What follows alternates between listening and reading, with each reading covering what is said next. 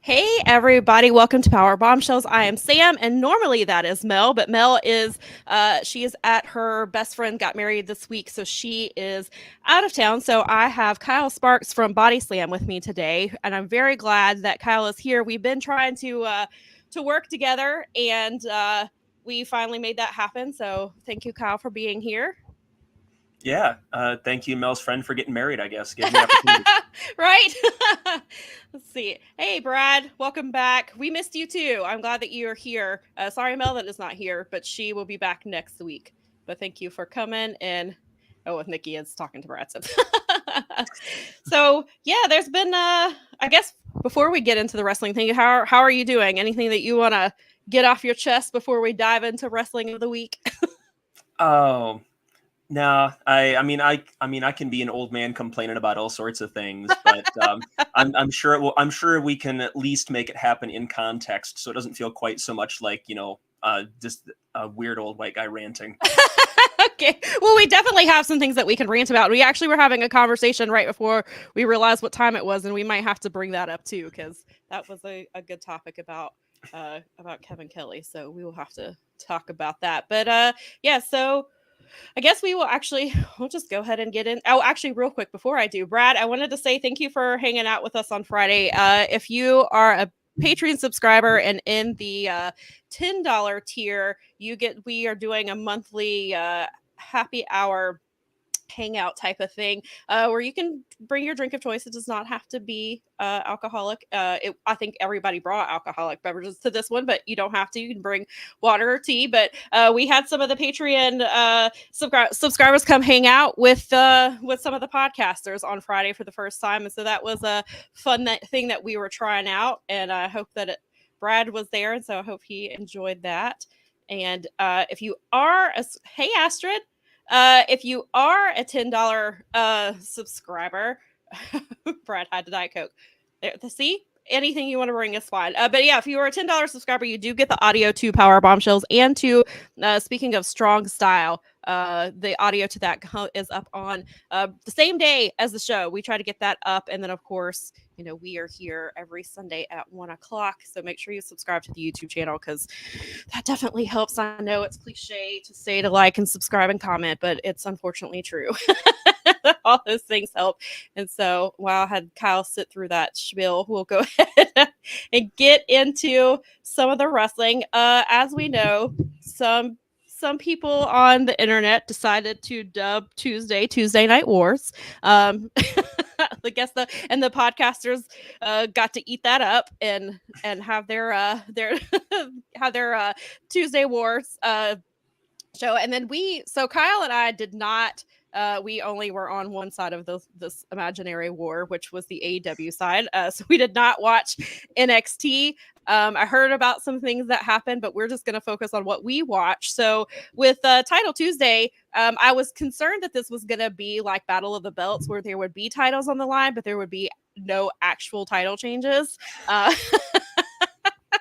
that's a whole other thing. Yeah, and isn't Battle of the Belts? I think it's next Saturday. I think Saturday. Yeah, and it's one match confirmed so far. And which match was that one? Trios titles, the Acclaimed against right. Daniel Garcia and 2.0. Yes, that's right. I forgot that it was for Battle of the Belts. So looks like probably no title changes there. Most likely. I wouldn't hate it. I'd be okay with them taking the belts. I feel like the Acclaimed are mix it up a little bit, and I'm dying to get 2.0 some actual shine in this company because they're so good. Me too. And that was the thing on Friday. Hi Astrid. So you had to say I had to come support awesome people. Well, we appreciate that. Thank you so much.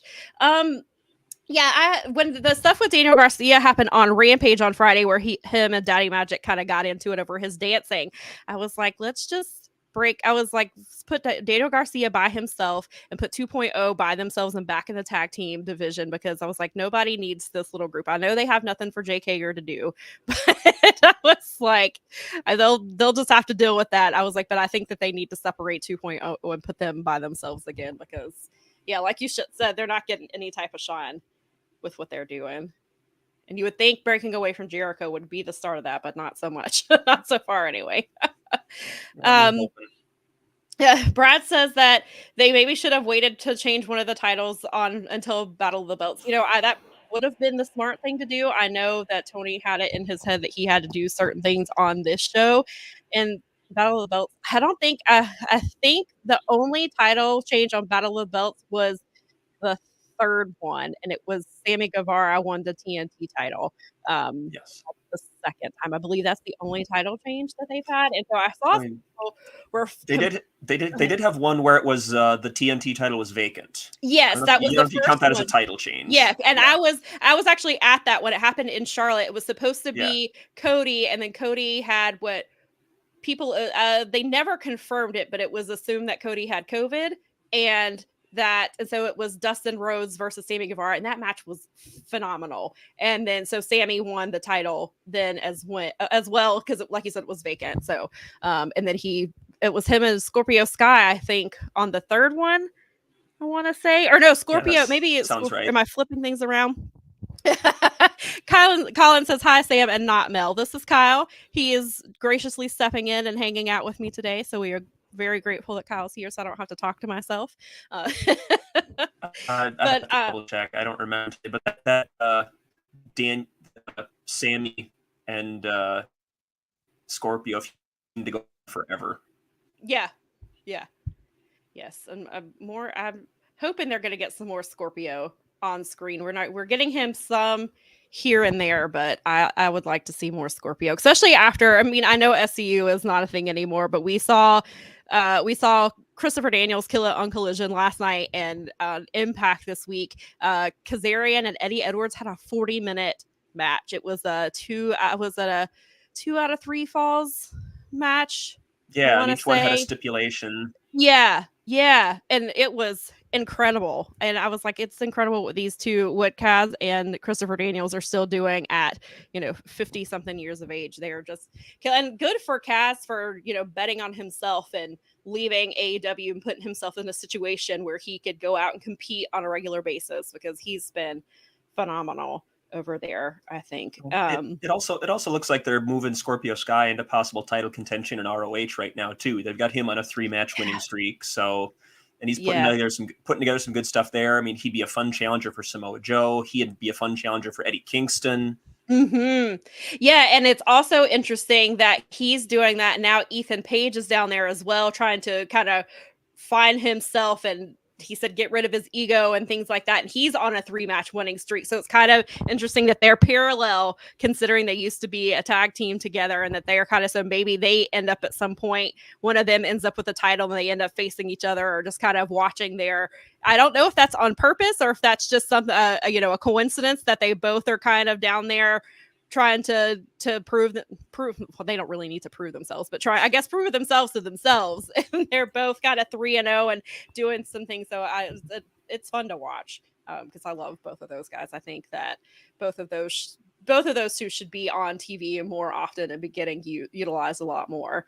Absolutely. It's funny you say that. On Thursday nights at 10 o'clock on Love Wrestling Twitch, I do a ROH post show with Robert DeFelice from Fightful, and he mentioned something very similar about, do we see a Men of the Year reunion at some point? Their paths seem to be going pretty parallel, but not really intersecting. But that's the sort of thing that you could drop that probably at almost any time, and people would go for it. So, yeah, definitely. Well, and then maybe once we get the tag team titles, if we get the tag team titles back on our club, then maybe at some point down the line, maybe if they are starting to rebuild that tag team division, then maybe we could see Men of the Year reunite and go for the tag titles. So that would be.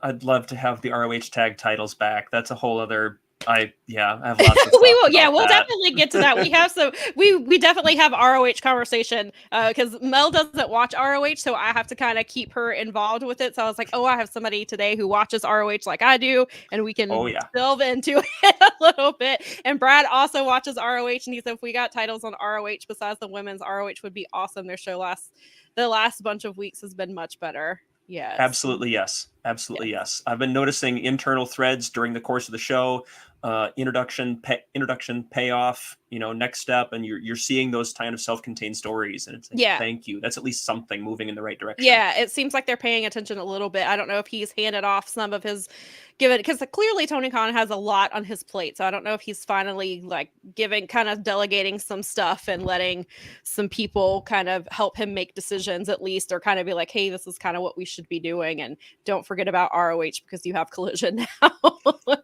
So, but I was going to say back with Battle of the Belts, I've heard some people, complain that it's running. Nobody ever talks about the fact that Battle of the Belts will sometimes run the same night as Impact pay-per-views, but I understand the frustration. However, Tony only does Battle of the Belts because he's contractually obligated to. I don't think he really cares about Battle of the Belts. He just does it because Warner Brothers wanted, and in the beginning, they wanted a quarterly, like hour-long show, and so he doesn't.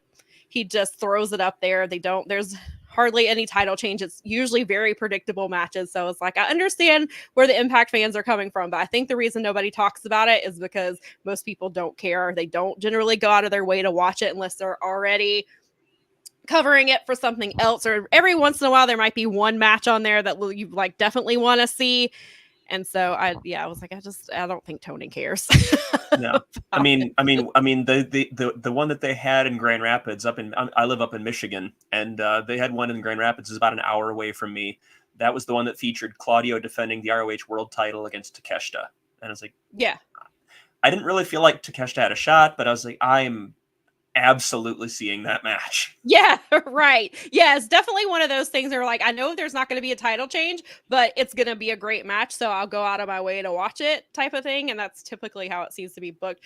Vinkin says just watch Impact because that day is when they have Ospreay versus Speedball Mike Bailey that day. Yeah, I don't think I think Impact will be they'll probably there's another really big match that day, Alex right? Shelley versus Josh Alexander as well. Yes. I really because it's Bound for Glory, right? It's next week. So yeah. So that is right. That is next week. Yeah. I'm a huge Alex Shelley fan and I want him to retain. But I know that Josh Alexander basically I knew as soon as he came back, I was like, well, Alex Shelley's days are numbered. Hey, Shelley's been putting in good work since forever. I remember watching him come up in ROH with Generation Next. Mm-hmm. That whole angle that he ran with the dissolution of Generation Next, when he tried to make amends to the locker room and nobody was having it, so he turns to the only person that he can, which is Prince Nana and the Embassy. Like it was just such a great little arc, and oh man, I'm so glad to see him finally getting his flowers and having it become a talking point. That's like no wrestler in the last 20 years has not had the fingerprints of Alex Shelley in some way. Exactly. Yeah, I'm a huge Motor City fan, and so like even like I always watched TNA when I had it, but a lot of the times the cable providers would like drop it, so I would have it for a little bit, and then I wouldn't have it. And then also I knew he was in ROH, and I've seen a few matches here and there, but I didn't have regular access to ROH, and I've heard about that story and the arc that he had and the great and just like how fantastic that was. And I'd assume, is that on Honor Club?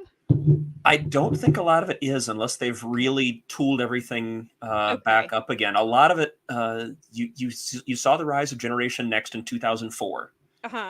And at Final Battle 2004, right before he beat Samoa Joe for the title, Austin Aries turned on Shelley, turfed him out of Generation Next, which was, of course, Austin Aries, Roderick Strong, Jack Evans, Alex Shelley was the foursome. At Final Battle 2004, they turn on Shelley, turf him out of the group, and Shelley then sort of he goes on sort of a babyface thing to try to redeem himself. Nobody's having it. Nobody cares. He actually challenges Aries for the title at Manhattan Mayhem the following May. He cuts a great promo at the start of the show where it's talking about how he has to get changed in hallways now because no one wants to share a locker room with him, and how he's doing the right thing. And eventually he just gives up and decides that he's just going to join the Embassy because they're the only ones who actually want to listen to him. Wow. Yeah, I hope they put that on Honor Club because now I'm really fascinated. I want to see that. Sounds really good, especially it was great stuff. Yeah, and yeah, I've seen like because I saw like later parts of the embassy, like the last few years of ROH before they. So yeah, I guess it was part of the stuff when like it was more of like the Young Bucks and Cody and them, and that's kind of where I got back into ROH, and so there wasn't a whole lot. But yeah, I've heard a lot of people talking about like how great the embassy was, like how they've always been great. And so I want to go back and see some of that older stuff, which is one of the really great things about Honor Club if they will put it all over there. Brad said, just checked, only 4 events from 2004 are up on Honor Club at the moment. Thank you, Brad. So Yeah, hopefully they'll. it's not. I really want there to be more because Yeah. a big selling point of the show and of the Honor Club setup, in addition to the live show every week, is we have this huge library, but some of the very best stuff they ever did is not on there yet. Right. And I think didn't when they finally put up the CM Punk and Samoa Joe trilogy, but didn't that not go up till like closer to the match, their match in AEW? Yeah. Because I had never, so I missed all of that. So I did before their match in AEW, I went back and watched the trilogy for the first time, which was really cool to see. But that's what I thought, that they waited kind of till the last minute and they're like, oh, I guess we should put this up there, make this available. Well, the first match has always been on the ROH YouTube channel and has been for a while. Oh, okay. That was a thing they put up as a freebie when they passed 500,000 subscribers. So gotcha. That's been up there for a bit. But yeah, Alex Shelley in the embassy was a lot of fun.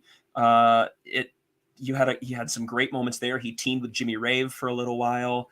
You had a ROH World Title match at Arena Warfare in 2006, where it was Alex Shelley and Bryan Danielson, which was every bit as good as you'd imagine. I can, I can only imagine how amazing that was. Yes, absolutely. Yeah. I've veered us way off track. That's okay. We're gonna circle back to ROH. Believe me, I want to talk about it. And this will be kind of Daza. This will come up a little bit with our conversation we're having. So, is Honor Club sticking around? I've heard rumors of a combined streaming service down the line. That has been a rumor. We're gonna circle back to that comment.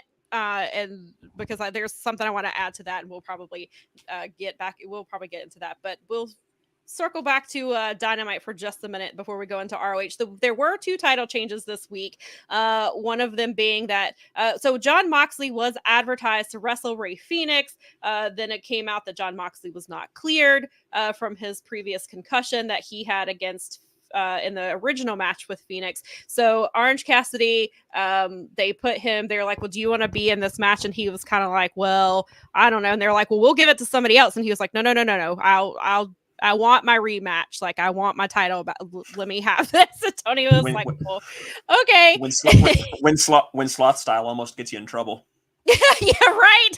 Exactly. He about burned himself a little bit. So we got that match. So it was Orange Cassidy versus Rey Fenix, and we saw a little bit of a different side of Orange Cassidy where he was focusing in on Rey Fenix's injuries, and I feel like he was like repeatedly hitting him in the back. I think, and just kind of focusing in a way that we don't typically see from Orange Cassidy. So Orange Cassidy, obviously, he won his title back. Because Rey Fenix was never supposed to have it in the first place. And then he's banged up and having some problems. But of course, they've, sold the injury for months that Orange Cassidy had an injured hand. And so I was like, they're just kind of not really hot shotting it, but it just seems like this belt is not, I don't want to say cursed, but they're just having a hard time with keeping it on healthy people. And so now there is a theory that some people have placed, and I thought this would actually be an appropriate conversation for us because we are both Lord of the Rings fans, and one of the people who brought it up was saying that he was staring at it the way that Gollum stares at his precious, and that Orange Cassidy kind of ignored his friends after the match, and they kind of had to bring him out of it to celebrate with him. So some people are wondering if we are seeing glimpses of maybe a heel turn or maybe just a darker Orange Cassidy. And I wanted to get your thoughts on that theory.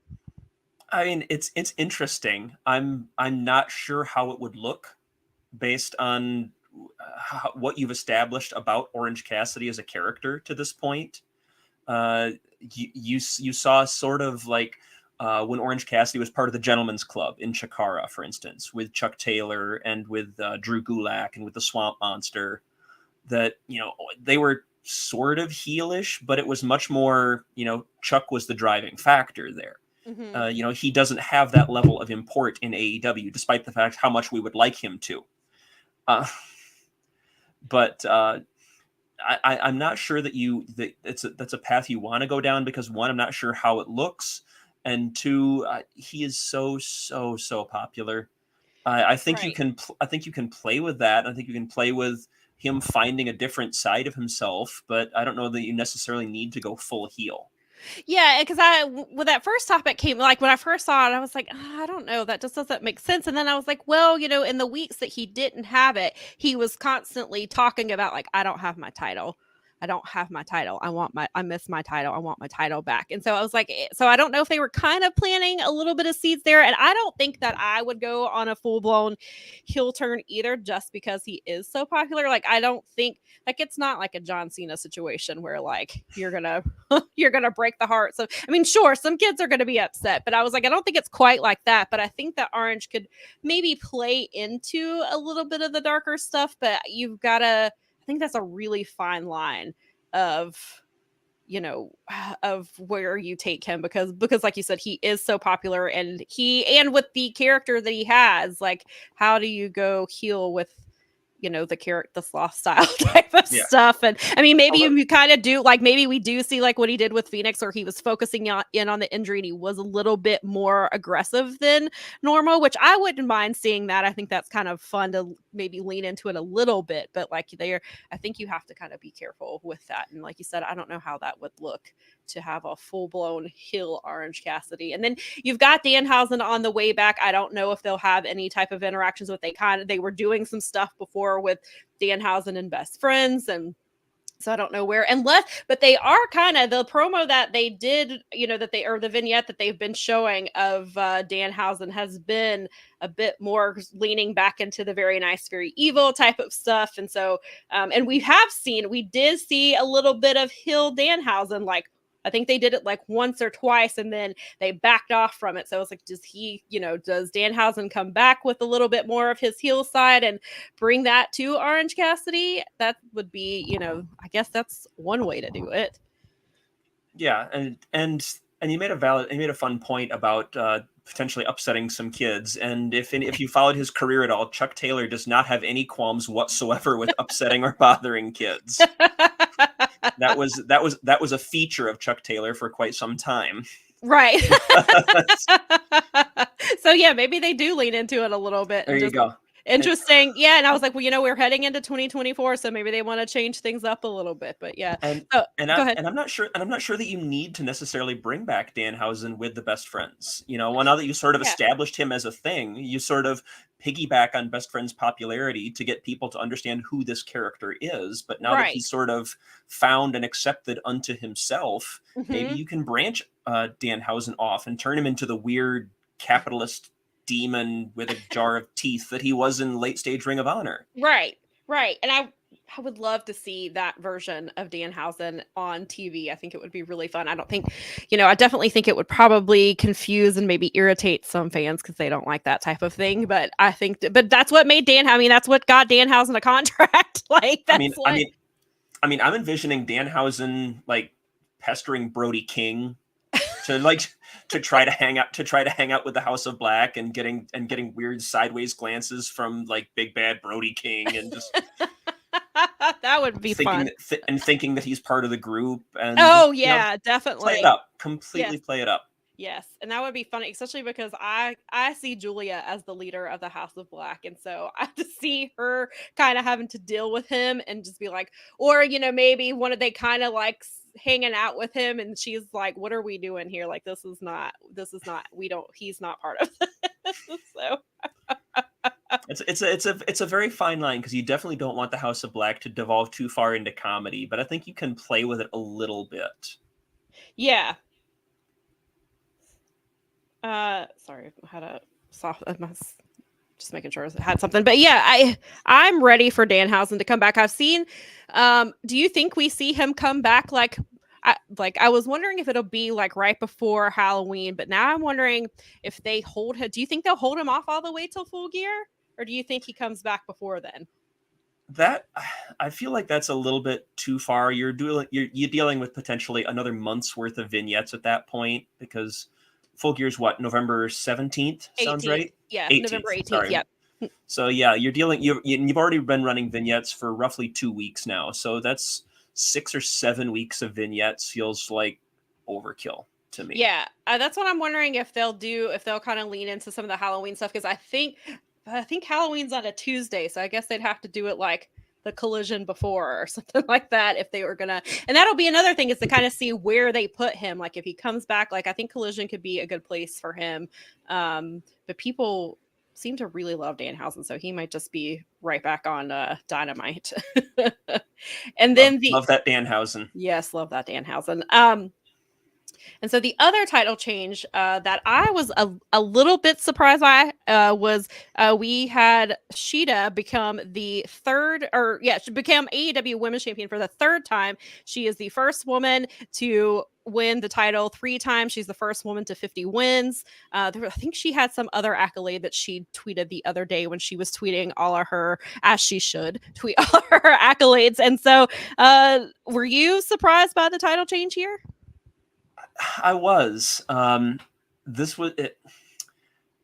I wonder if, and we'll talk about some of this later about we'll get to contract stuff and things like that later. But I do wonder if this was sort of just a thank you reign for Saraya, as sort of just a comeback and hey, we'll give you this moment, but this is not really a long-term thing for the division, which kind of makes sense because you have the amazing build of Toni Storm. You have Shida, who is just routinely fantastic. Mm-hmm. You have Britt Baker, who is always going to be around the title picture in some capacity.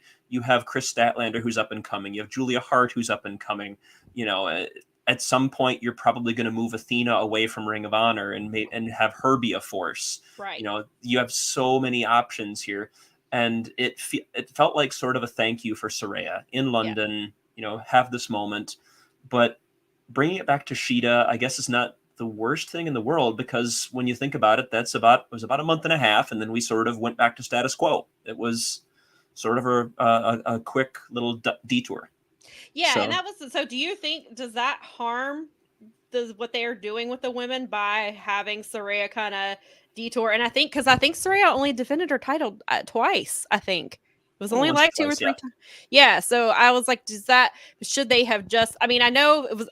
I guess aside of the feel good moment of her getting the title in her, her home country and things like that, does that?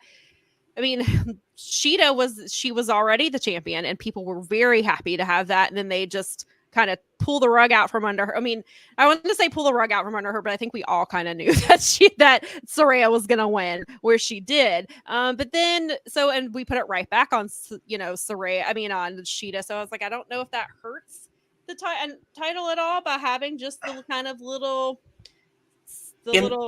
side. In the grand scheme of things, I don't think it does. It wouldn't have been the way I would have done it. I would have just kept it on Toni Storm and not bothered with the other. Yeah. But that being said, I think the women are hurt far more by only having 1 8-minute match per show per week than having a title reign that went elsewhere for a month and a half. Right. And Dazov says that the natural transition to me seemed to be Toni Storm as Saraya betrayed her, and also Toni chasing the gold fits her gimmick, as the belt is almost like an Oscar to her. Right. And I think, and that was some other things that people were kind of surprised. That does seem very natural. And I kind of thought that it still could be where they're heading. Obviously, there's just not a title involved anymore. So I don't know so I think maybe they do have Toni versus Saraya somewhere. But I don't know obviously there's really no stakes with that other than, just getting her back for that whole situation. But there's not a lot there anymore. And then some people thought that, Mercedes Moné was going to come in to have the match with Saraya, because Saraya and Mercedes are friends. They were in the ring together when Saraya suffered her injury.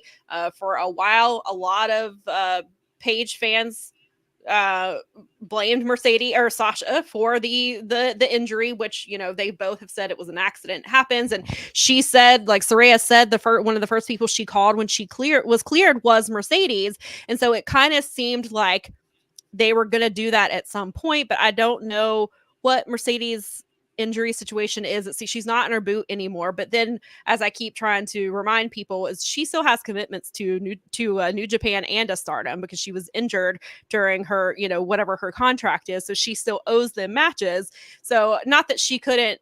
Not that I don't think that AEW would allow her to do those things simultaneously, but maybe she kind of wanted to focus on that type of stuff, and maybe she's not coming to do anything with AEW for a little while. And so maybe they're just like, we've got to get this title off of Saraya because Mercedes is doing her own thing. Because I think Mercedes is going to probably we'll probably get into some of this later too, but I think Mercedes is probably coming back to challenge Julia sooner rather than later.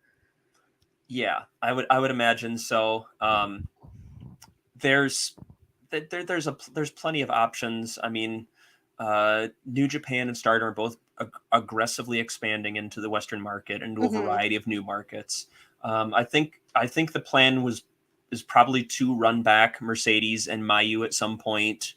Mercedes and Julia. There's still all those matches out there. I have to think that the plan probably was to do Mercedes and Saraya at one point, but then the ankle just completely screwed that up. Yeah. And you're right. It screwed up their timeline very much. But I think it's something you can still do. I don't think it's one of those things that necessarily needs a title attached to it per se. It's something that people would instantly buy into. And I don't think it has to be one or the other necessarily. They do allow, as I see somebody in the chat pointing out, they do allow Moxley to do both, for instance. They've had Eddie Kingston doing the G1 and coming back. This is absolutely a thing. Willow was the New Japan Strong Women's Champion for a while. And I mean, there's a couple of different moving parts here. It's one, can we find the right opportunity in AEW? And two, can we find the will with New Japan and Stardom to defend the IWGP Women's title? Because there was a point I legit forgot who the IWGP Women's Champion was. Yeah, a few weeks ago, I had a complete brain because I was like, Julia, and I was like, no, Julia has the strong title, not the WGP. Yeah, and then it took me a minute that I remember it was Mayu. Right, exactly, because of they don't.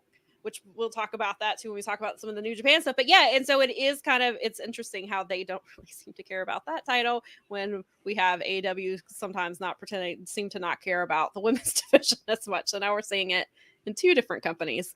Colin says, I'd imagine they do Mercedes and Julia at Stardom's Dream Queendom show on the 29th in December.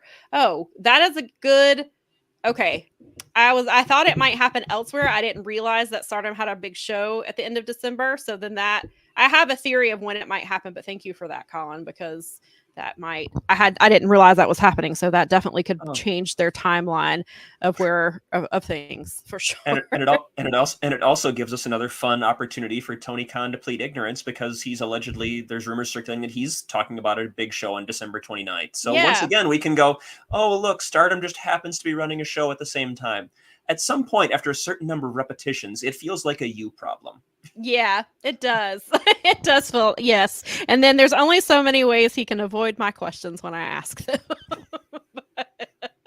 Yeah, so I'm really happy to see Shida win. And one of the things I thought was interesting was that before the match, like a week before, Shida was back in Japan and she lost her Regina DeWay title to Vinny, who is also known as Asuka. And we saw Vinny back when a couple of years ago when they did when AEW did the women's tournament that had like the Japanese bracket, and then there was the US bracket. And so Vinny was in that tournament. And so Shida said, if I win the AEW Women's Championship, I want Vinny to be the first person I defended against. I don't know how likely that is, but some people have pointed out that Vinny will be in the US sometime in November, beginning of November, I want to say, because they're doing some shows in the US. So I don't know if Tony would just let her have that match at some point. I mean, it sounds like a Battle of the Belts match in Tony's eyes. Isn't that their Lone Star Shootout show? Yeah, see, and that's the thing. I don't know what the timing would be because of the Lone Star Shootout show, and then there's the show. That's the show at the end of October, right? The 20. Is that the one that's Lone Star Shootout is November 10th. Okay, so Vegas. That's right. Vegas is October 28th, right? I believe, and then the Lone Star Shootout, and that's the one where Mayu she's defending and I believe I've seen Mayu on that poster.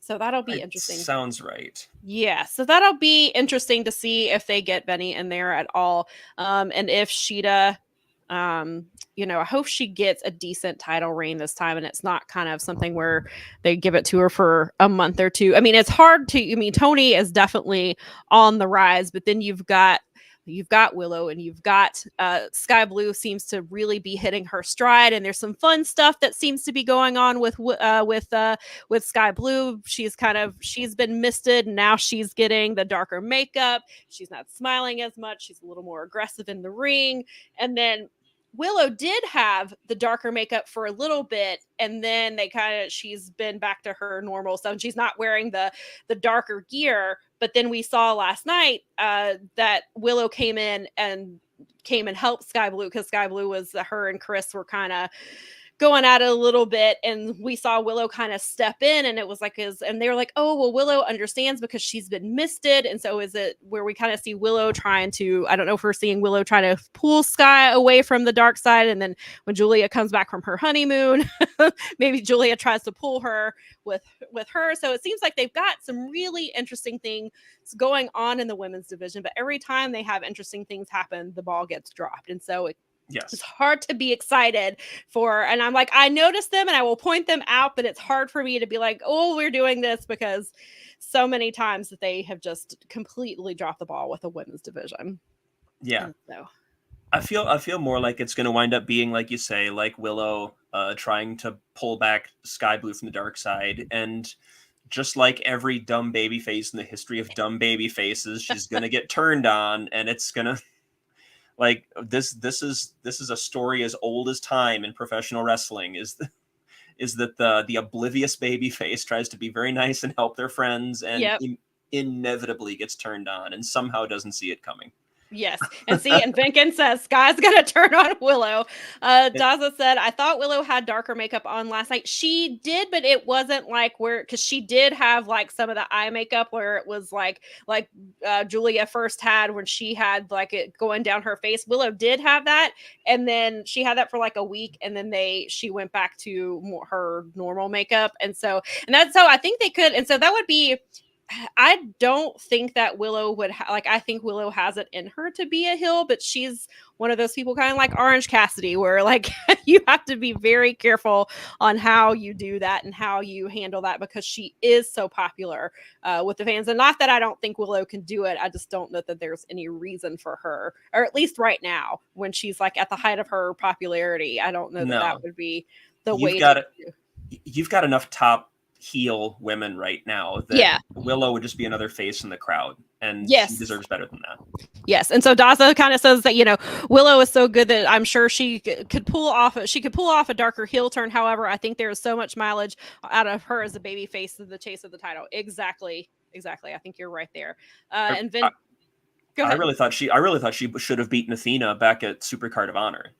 I would not before Dishonor. I'm sorry. Yeah, I would not have been mad at either one of them. That's what the thing when that match was happening, I was rooting for both of them, because I was like, I don't care who wins this match. I just know that I love both of them, and either woman would make sense here. And I get Athena they are building that division around her. But I hope that it's not a missed opportunity for Willow where she I don't think she'll cool off, but that could have been like the best time to do that.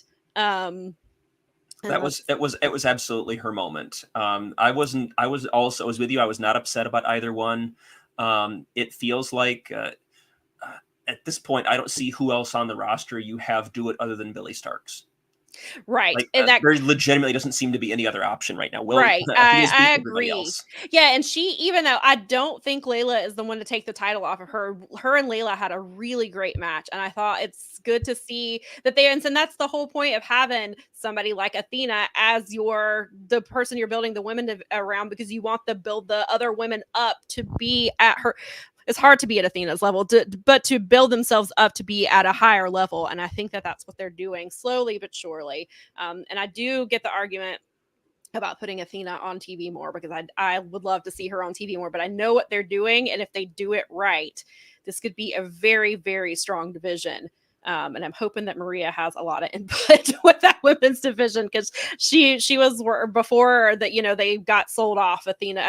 Maria was really trying her best to build that Women of Honor division, and to make Absolutely. it something really good. And so I'm hoping, and it seems like they're trying to get the things together over there, and I'm hoping that that's what's happening. Whoops, that's not the one I meant. Then again, said Athena's story is 100% going to be that Billy is going to beat her. I would not be mad at that. I think that this is probably, like, I do agree that Willow probably should have won. I can see what they're doing with Billy. And I think, like, Billy, there's nobody else better that Billy could be learning from. Like, I don't, maybe Tony Storm, but I think as far as the women go in both companies, Athena is it. She's the best champion. She's the best women's wrestler. I think it's very smart to put, like, the way that they put Nick Wayne, because some people, have said, well, Nick Wayne's on TV and he's with Sting and he's with Darby. Now he's with Christian. But Billy Starks is with Athena, and you can't get much better than that. No, absolutely not. It's been fun, and I agree that I would love to see Athena on TV more, because she's been so good. She's been carrying that Ring of Honor brand, but at the same time, I don't feel like there's any intellectual consistency with me complaining that you don't limit all the other champions to ROH, yes, but then saying, well, I want Athena to be on TV. Well, right. Yes. Yeah, I'm the same. Yeah, I know. Either you want the champions on ROH or you don't. Right. And so, and that will put us perfectly into this conversation that I want to have about ROH, because, that's been one of the things for us who watch on a regular basis. I think that's probably everybody's number one complaint, is that the champions are not on Honor Club enough. Like, even when Athena is not wrestling, she's generally doing a backstage promo. She's doing minion training. she's there somehow. Like, it's very rare that I think there's only been like maybe 2 or 3 episodes that she's not on in any shape or form. Like, they know that she is their star, but they could have, so if you're not going to have your champions be there, like, make them, because it comes off as the champions don't care about ROH, because that was kind of Claudio's issue. Is, I know part of it was, they were filming ROH in Orlando still, and Claudio was in Japan, so he missed like 4 weeks worth of tapings. And then they had him cut that promo about how he can't have personal attachment to the title, because then that makes him a weak champion or whatever. But it was basically like, I'm only in ROH because they make me type of thing. And then you've got Samoa Joe, who is getting ready to break Jay Lethal's title of being the number one longest reigning television champion in all of ROH. And he's out here telling MJF, I'm coming for you. And I'm like, well, do you not care about the title that you currently carry? And so it just feels like, outside of Athena and Shibata, but Shibata's only on ROH occasionally as it is, which is fine, because we don't want him doing too much, because he still have to be careful with him. But outside of Athena and Shibata, I don't know that anybody gives a damn that they're an ROH champion. It really doesn't. There are times when it really doesn't feel like it, and Samoa Joe going on and doing interviews and talks and doing vignettes talking about how hungry he is, and he always manages to eat. Well, if you're hungry, you could come to ROH and please defend the TV title. And yeah.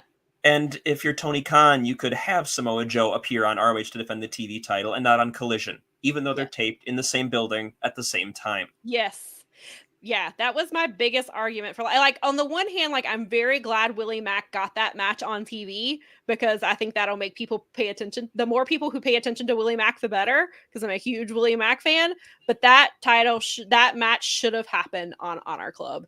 And we didn't have to have a tournament to get him an opponent, because that's kind of what they had 2 tournaments in a row to find Samoa Joe an opponent to defend his title against. They did it for Death Before Dishonor, and then like a couple weeks later, they turned around and had another tournament for him.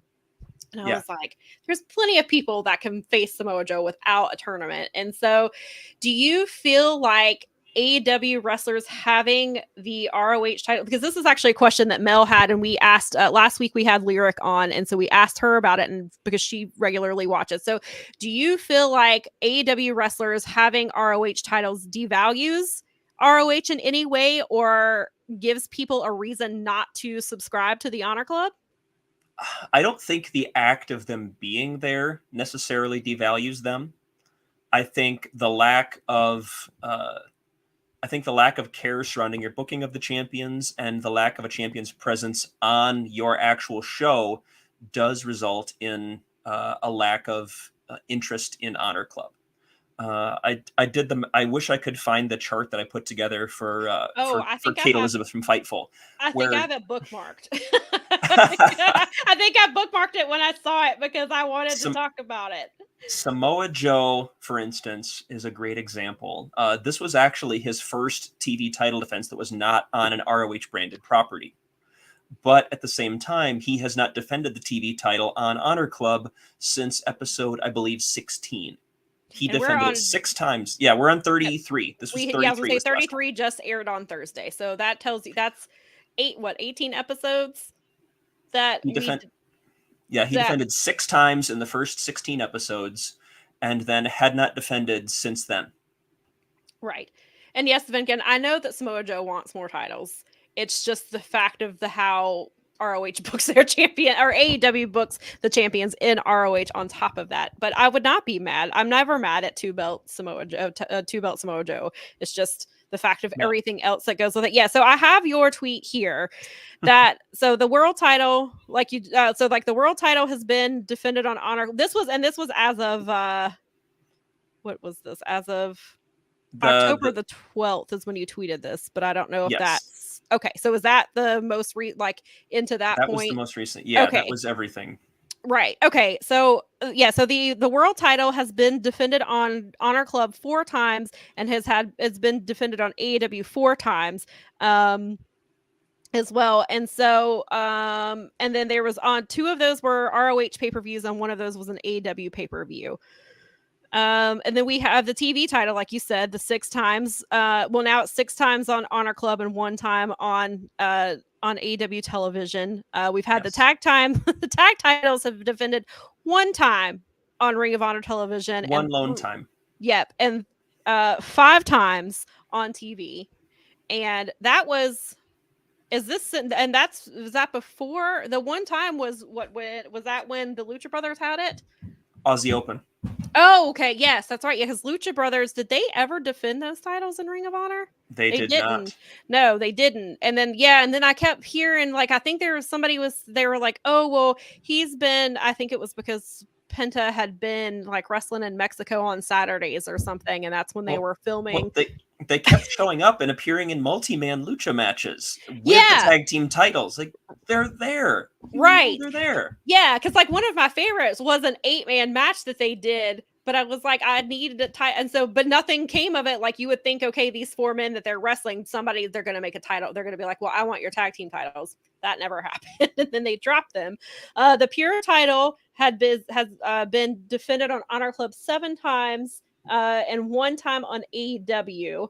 And so 2 of those were on ROH pay-per-views. They had not at the time been defended on AEW pay-per-view it would still be the same because Shibata's title was not up on Wrestle Dream. It was just Eddie's title. Challenging Eddie. Yeah, so that's what that was. And then the women's title, obviously, has been defended 10 times on Honor Club. 2 of those are on pay-per-view, but it has never been defended on AEW TV ever. Or AEW pay-per-view. Yeah, and then you have Athena and 0 Hour matches, but not. And then what was it? It was All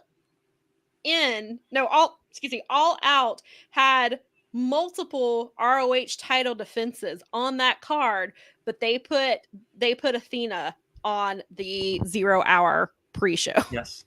Yeah, that featured the ROH tag title defense, that featured the TV title defense, which if it were me, I probably would have put the TV title on Shane Taylor right there.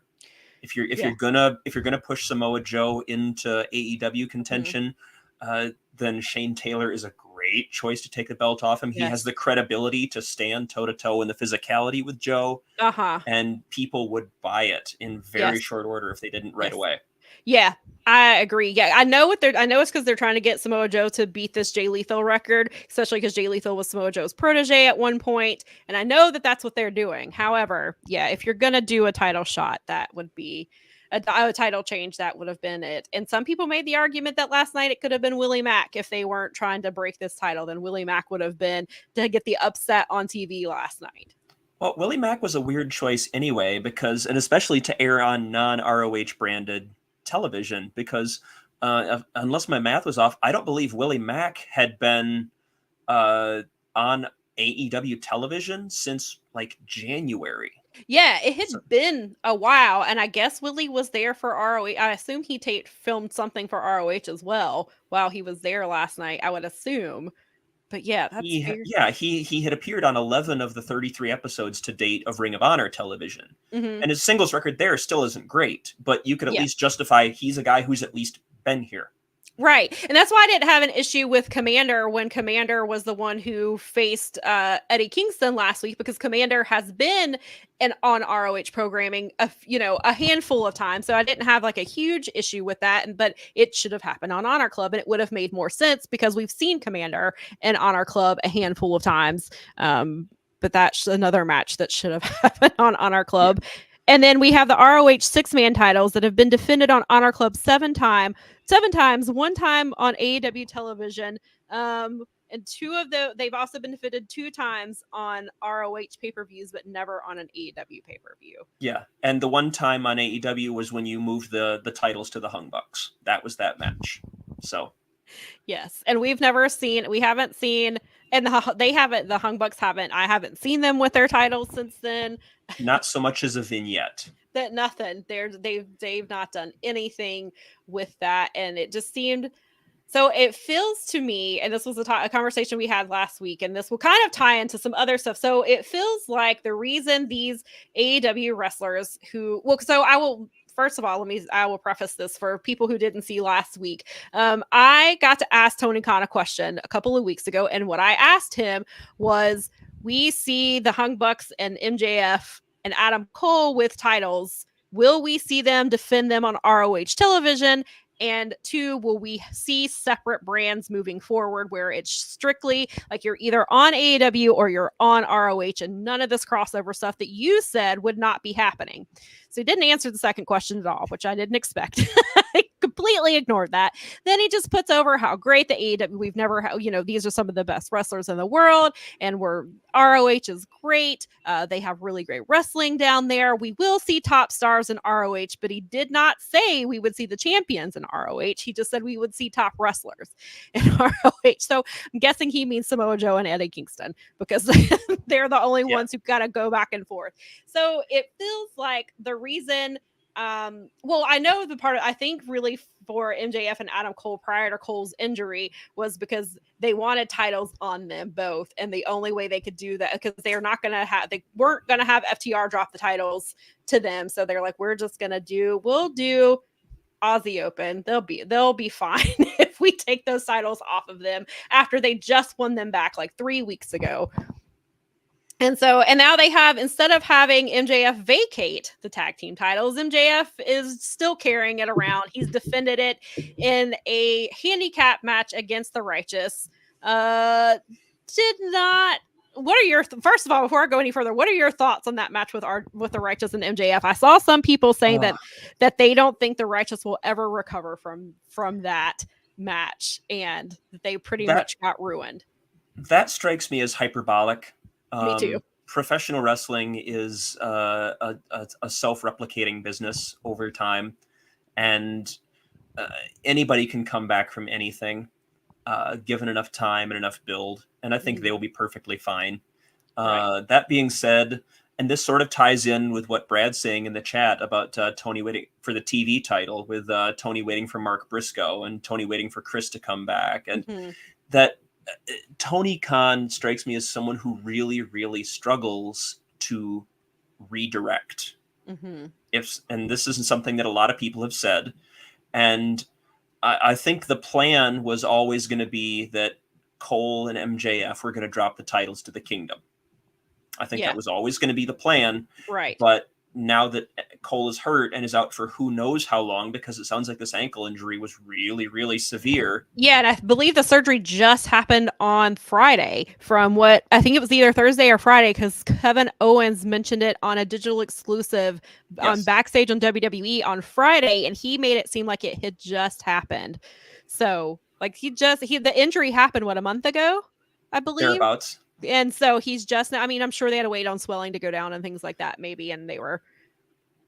Well, and with something like that, I guess you could argue that it might not necessarily. I don't know what all would play into how long it would take to get the surgery scheduled too. Sure, but that's fair. In any event, it feels like we're now just gonna put the ROH World Tag Team titles in a holding pattern until Adam Cole is healthy, which seems like a monumentally bad decision. Yeah, I would have put it on the Righteous right away. Me too.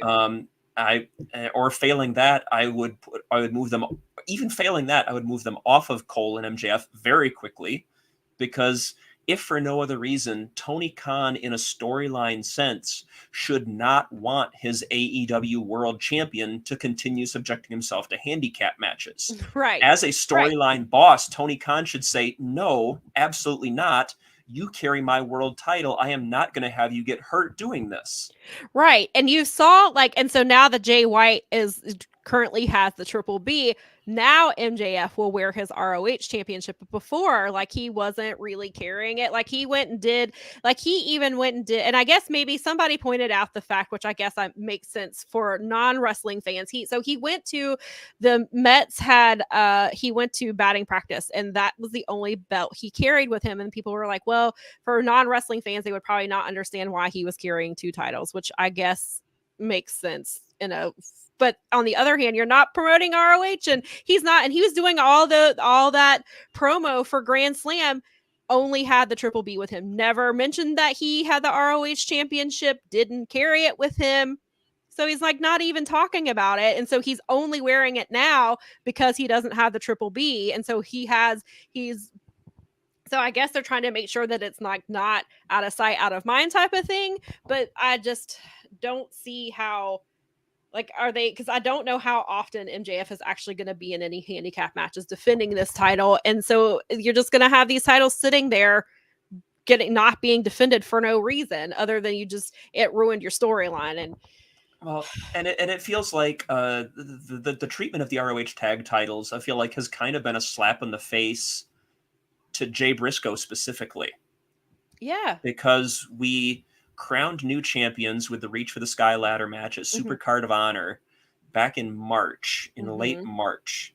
Right. And this was going to be, we're retiring the old ROH tag team titles, and we're crowning new champions in the kind of match that Jay would be on board with. And then you've proceeded to just ignore those titles for the last 6 months. Right. And after putting it on the Lucha Brothers, who were friends with him, like and that was, and then they, like you said, they never defended it. They were gone and they were in 8-man matches. And then they put it on Aussie Open for 3 weeks. And then it's just been, that belt those tag team titles have become meaningless. And, I would agree that is a slap in the face of Jay Briscoe.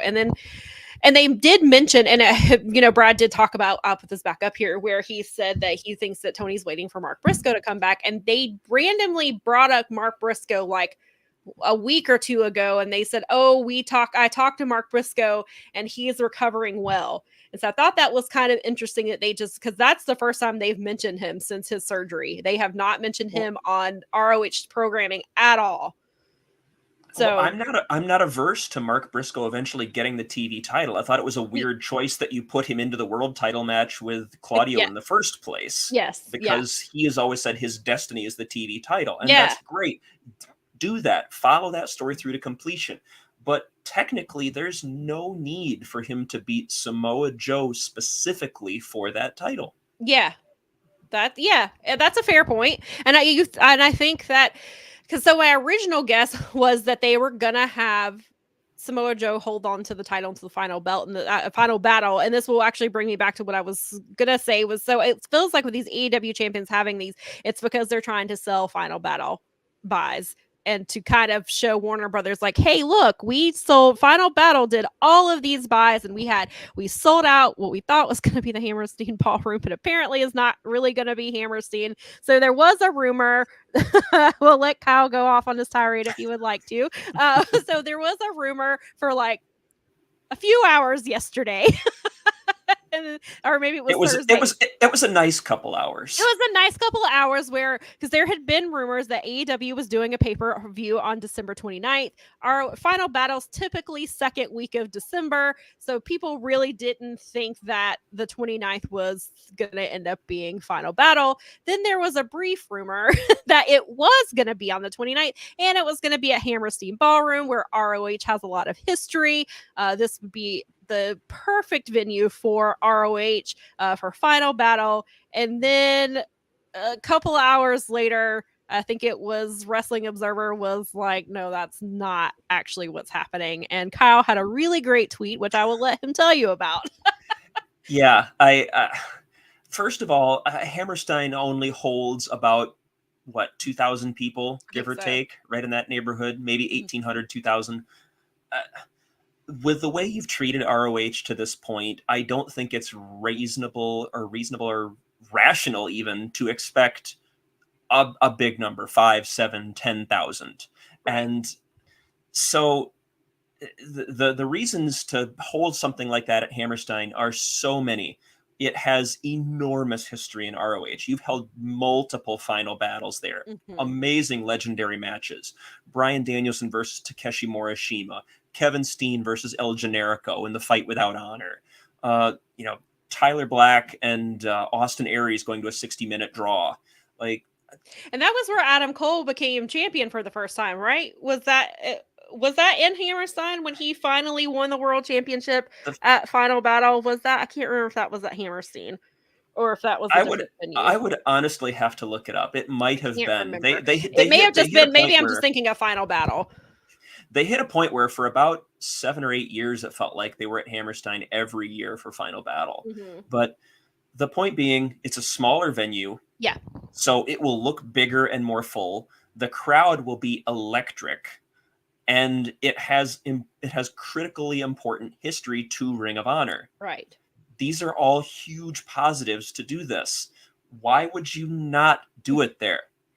Yeah. And instead you're gonna, put it in some big standard minor league hockey arena or something that'll hold about 12,000 people and will be half empty. Mm-hmm. And the crowd might be fine, but I'm so torn because for years watching the original Ring of Honor, I wanted it to have this level of stadium import because I knew that it was such an amazing product. Sure. And now that it's getting it, I'm still a little annoyed. I guess partially because it doesn't feel like it's getting it with the same kind of care that it had under Gabe Sapolsky or under Kerry Silken or Yeah, and I would agree with that. And so that's why it does feel like regardless of wherever Final Battle is, that part of the reason that they have the title on these bigger names is because they're trying to sell tickets to Final Battle wherever it's going to be. And if they are trying to do a bigger venue, then you're probably going to need, MJF and Samoa Joe and the Elite or the Hung Bucks to be there to sell these tickets. But is this going to be, and that's another thing, is this going to be their first time on Honor Club, or are they gonna be in Honor Club leading up to Final Battle, or is all of this going to play out on AEW television in the hopes that the AEW fans will buy Final Battle?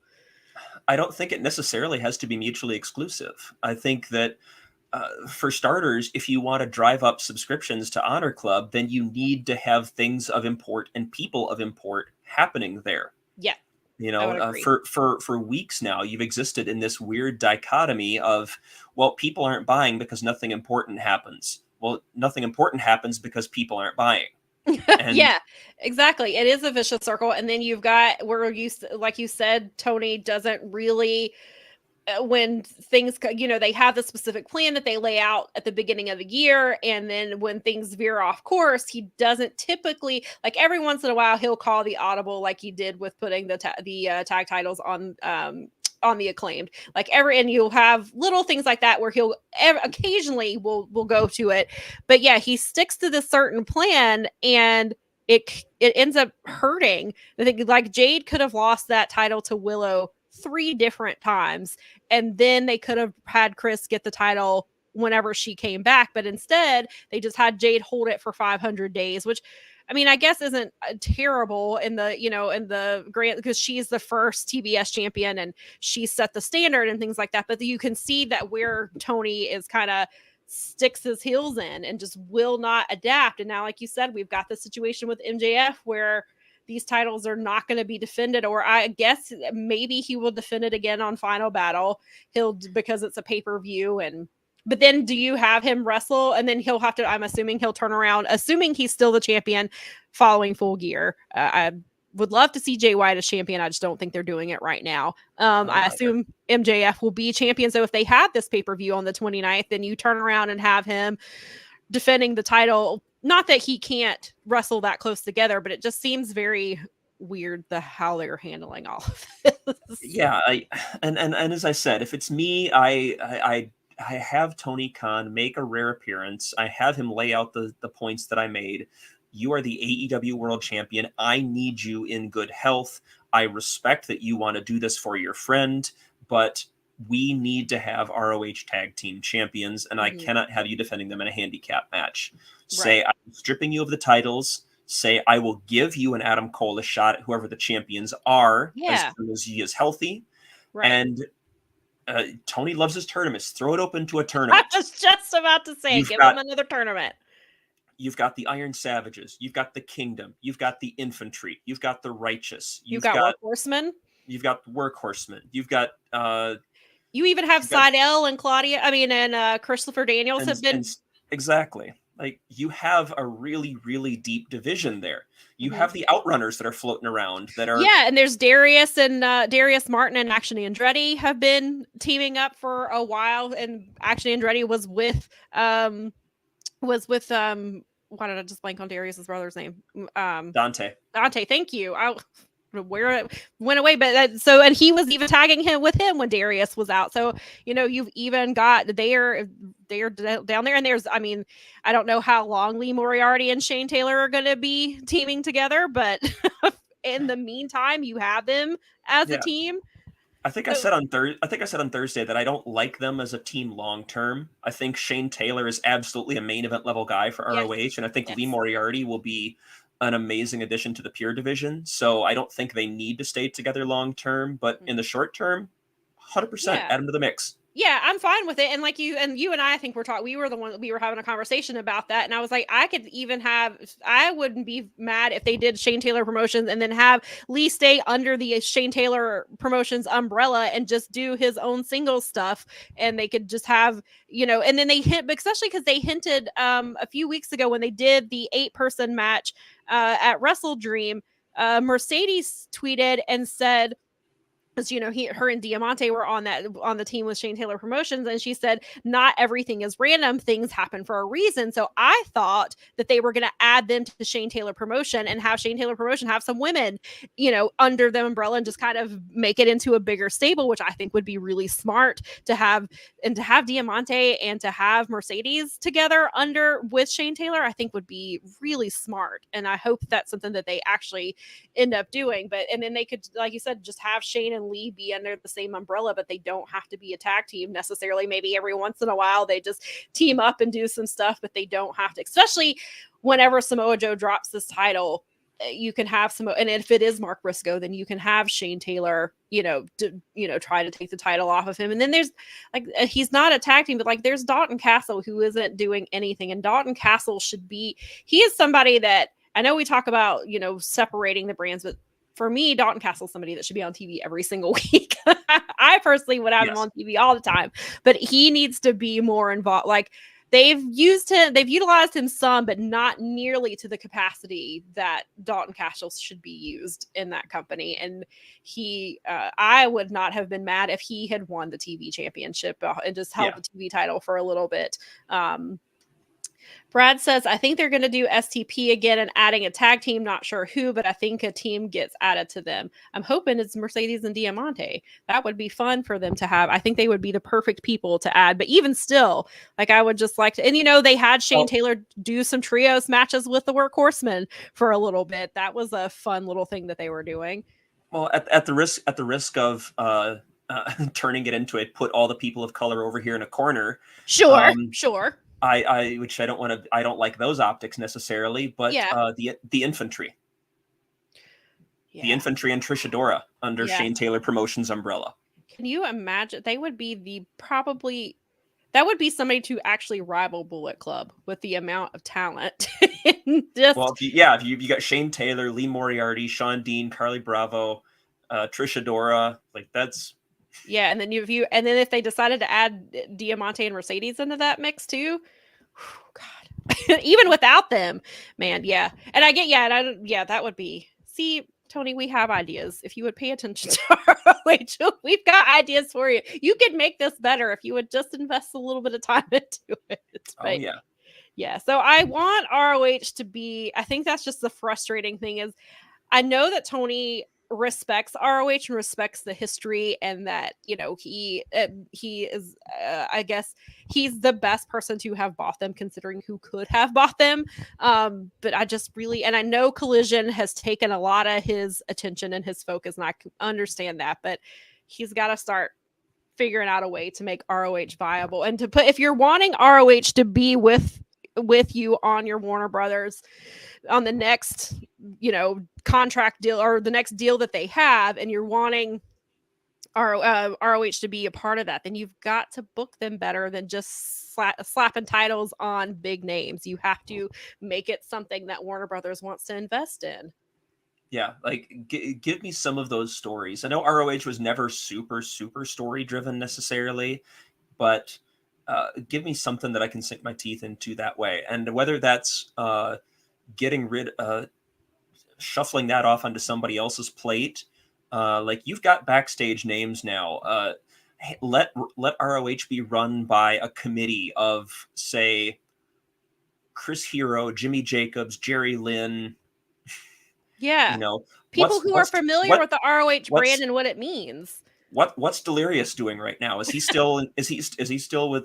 I want to say he was backstage with MLW at one point. I don't know. Yeah, and didn't he? Was he with Impact for a little bit too? No, or did he leave Impact and maybe it was just MLW? Yeah, I don't know what Delirious is up to. I want to say he was with MLW last I heard, but I would imagine that if you threw some money at him, you could probably get him on board.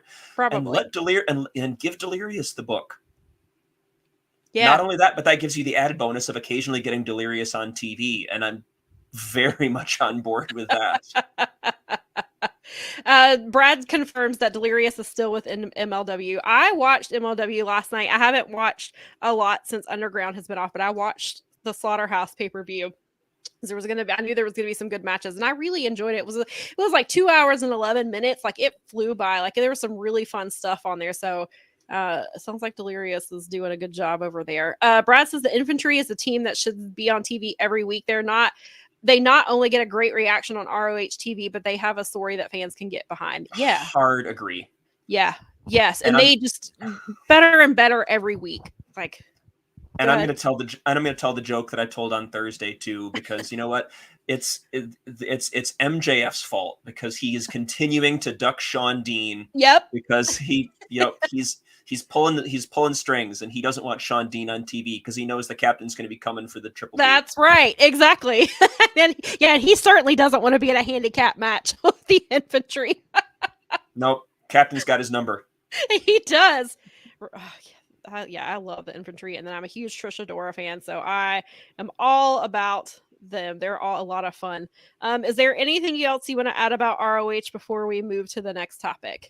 I could talk about them for hours. I do every week on Love Wrestling, but yes, I'm finding things to hang my hat on and to hang hope on. Yeah, and let's just continue to see those grow. Me too, because that's the one thing, like, because I cover them every week, so sometimes I have to find like whatever the best story is happening down there, and sometimes it's a little hard because I'm like the matches were great, but there wasn't any, a whole lot of storyline movement, or it's the same thing. So I'm like, it's kind of like when I cover Rampage, I'm like, please give me something good to cover that I can spend 300 words on. That's all I need. But yeah, there are some positives, and it was rough there for a little bit. And so I'm hoping, especially as we're getting closer to Final Battle, that they'll start into the new year. I'm hoping, they keep rolling with some of the positive stuff. And like you said, maybe let people who love ROH, like Jerry Lynn and Jimmy Jacobs and stuff, let them get control of the books and let them, have a lot more say in the direction, especially when you've got Maria. Utilize her. She loves, or like she even said, like, I thought I was going to retire in ROH. Like this was going to be it. I was just going to elevate it to the next level. Let her do that. And that's actually somebody, and I don't want to sound like I'm trying to take credit away from a woman, because it's 100% Maria. But Bobby Cruz also deserves some flowers there as well. Yeah. Bobby Cruz was also a guy who did some work behind the scenes with women's division, and not a lot of people necessarily know that. And right. Yeah, because he was also involved with women's wrestling. That's what I was just going to say. The women's wrestling army, him and Bobby, or her and Bobby continued. And yeah, Bobby Cruz is definitely somebody who does not get enough flowers for his involvement in what they were doing.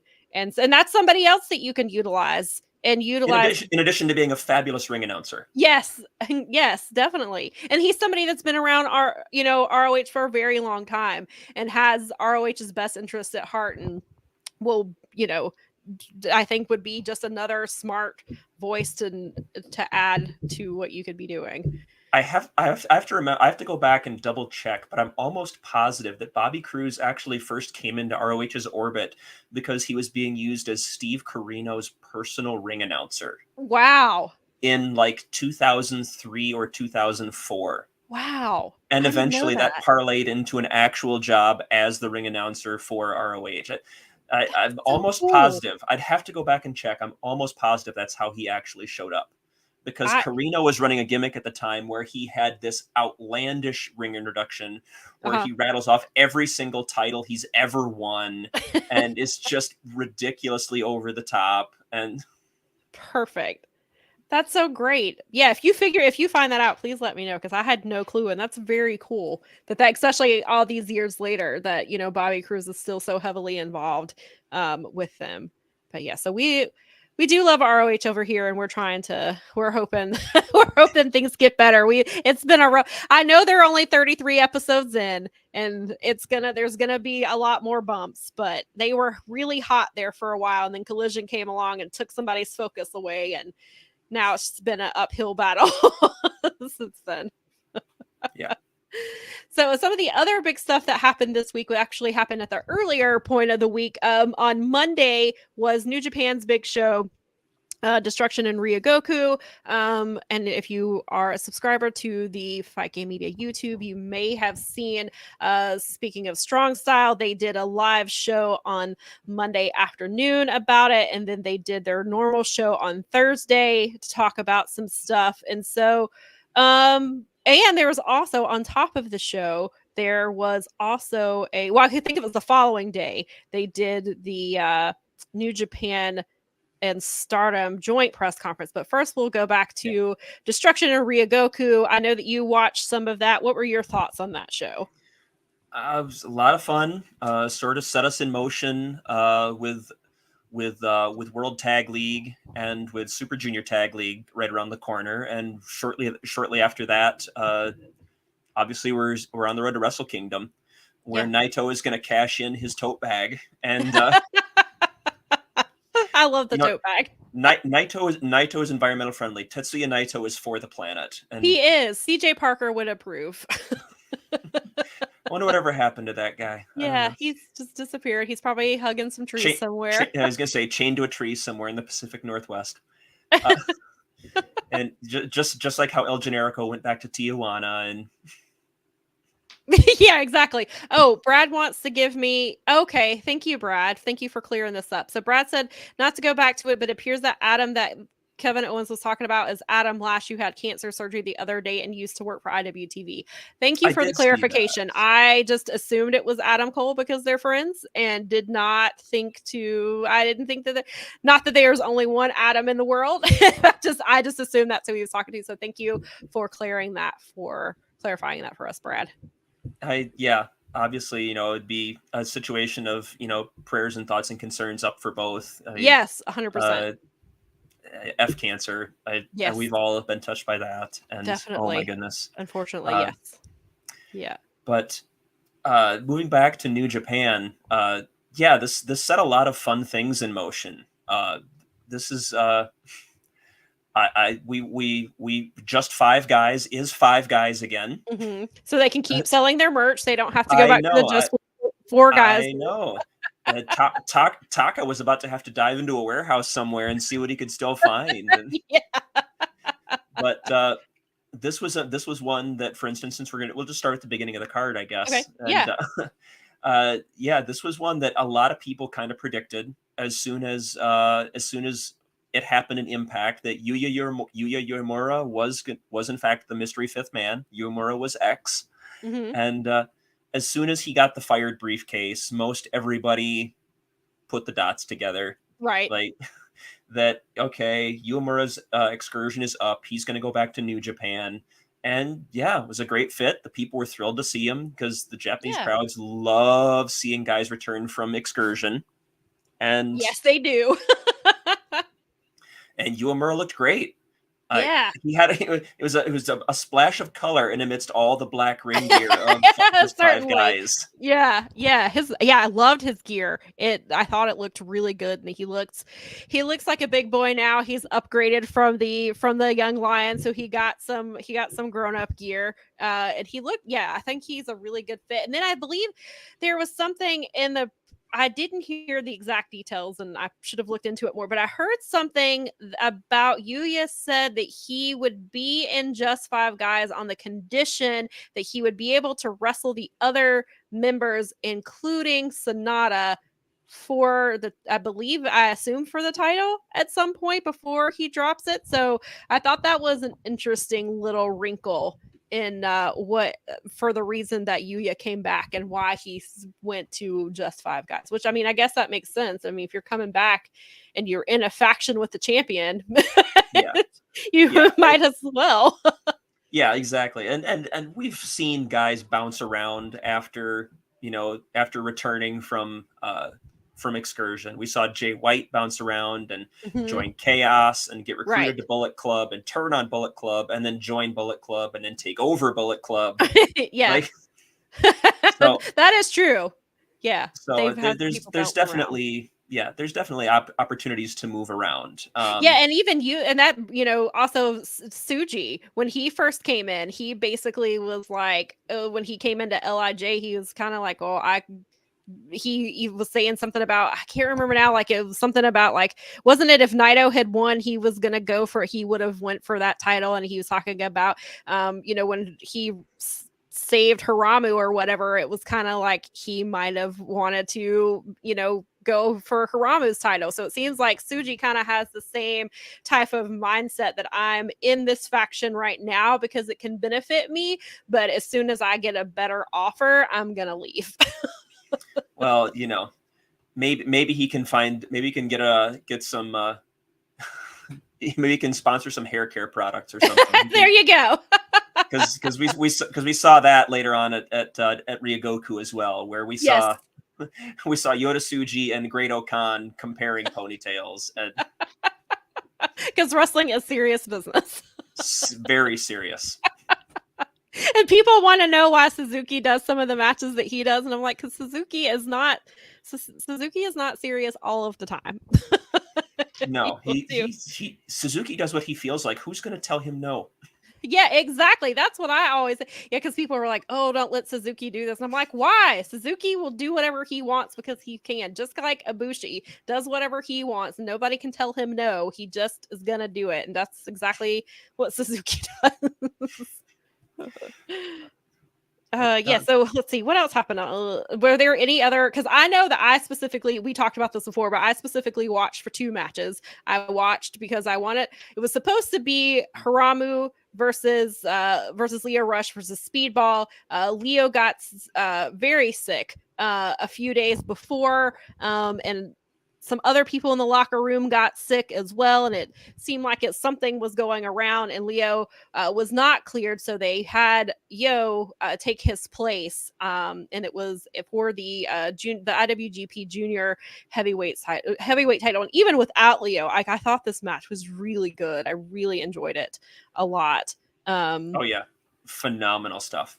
Yeah, and Yo was the perfect person to step it, because at first I was like, well, why don't they just do Haramu versus Speedball, because that was originally supposed to be the match, until Leo was like, no, I want to be in this too. And so they could have done just the two, but I think putting Yo in there was a smart choice, especially because of Yo's connection with Leo. It made sense to do that too. And then so we did have Haramu did retain the title, but then we had the return of Ishimori right after. And so, of course, Ishimori has got his eyes set on gold. So it's nice to see Ishimori, because I think Ishimori had been out since, was it March? Or maybe it was a little bit, maybe it was May. I can't remember the exact date, but he was out for a while. It's been a bit. Yeah. Was it Best of Super Juniors? Was that the last time? Is that where the injury occurred? I want to say. Sounds right. I'd have to go back and check, but yeah. Yeah, Suzuki is the greatest comedy wrestler of all time. Toru Yano's right there, though. he might be the greatest foil for Toru Yano. He's such a fantastic straight man for stuff like that. Yes. And it's why when people talk about, wanting to see Yano come to AEW, that I'm like, you need to find the right person to pair against Yano. John Moxley you need is to find afraid of him. you need to find someone who is so deadly serious all the time. Yeah. But who would be willing to, and the name that sprang to mind for me was Pac. Oh my gosh. Like Yano torturing Pac. Now I need that to happen. I would have never considered Pac, but yes. that would be a lot of fun if they could get Pac on board. So serious and so and yes, Yano just, and wrestling is very serious to him. It's serious business. We don't play. Pac is not doing hair commercials. But no, in any event, the junior title match was fantastic. That would be hey, it doesn't happen all the time, so we got to appreciate it when it does. No, the junior title match was fantastic, as we'd expect. Speedball has just been phenomenal in Japan. His run to the best of Super Juniors was fantastic. Yeah. I do not have enough superlatives there. No, I'm a huge Speedball fan, and I loved Best of Super Juniors, and just everything I've seen him do this year. Like, he's all over the place, and everything I see him, and he gives 110% and just goes all out. This is somebody who does not half-ass anything, no. At least not in the ring. I'm trying to think of what else happened on this show. Oh, Miro would be another fun choice. Miro versus Yano. Ooh, that's a good idea, Nikki. I like that. Well, you can play with that in a couple of different levels as well, because Yano does have a real legit amateur background. Mm-hmm. And, if push came to shove, he and Miro could probably do that as well. Yeah. But listen, Tony, we got some ideas for you. Please put Yano. We do. And plus we were promised Orange Cassidy versus Minoru Suzuki before the pandemic, and we never got it. We have it, and if there's any place for that to happen, if there's anybody that can make that happen, it's Tony Khan, and it needs to happen. But other stuff that happened on the card, we do have new strong openweight tag team champions. Yeah, we do. We have El Phantasmo and Hikuleo defeated the War Dogs. Yes. Of Gabe Kidd and Alex Coughlin. Yes. I'm a Michigan State football fan, and we had a kicker a couple years ago that was named Matt Coughlin. So every single time, I have to stop myself. And Alex Coughlin and Gabe Kidd, the War Dogs, lose the strong openweight tag titles to ELP and Hikuleo. Mm-hmm. So in what I thought they said was ELP's first title. They did, but then I believe 'Cause he went didn't back and corrected himself and said that there was a junior title in there somewhere. I thought they held the junior tag. I thought he and Ishimori held the junior tag titles at They one point. did, and I think that's where Yeah. he corrected himself. Because he thought that, and he was like, "Wait a minute, no, that's not right. I forgot about this." And yeah, And I and want to say so Hikuleo also held the strong openweight title for a he second. did. He held it for like 5 minutes because that was something that we talked about. How Hikuleo is the one person. He's the person who got Jay White out of Japan itself. Yes. And then I was like, "You got to follow through." And then they did nothing with him. And then he did like the G1, and he held the strong title for a few minutes. And then they didn't Yeah, really. And he I'm and like, "Y'all Kenta got did to."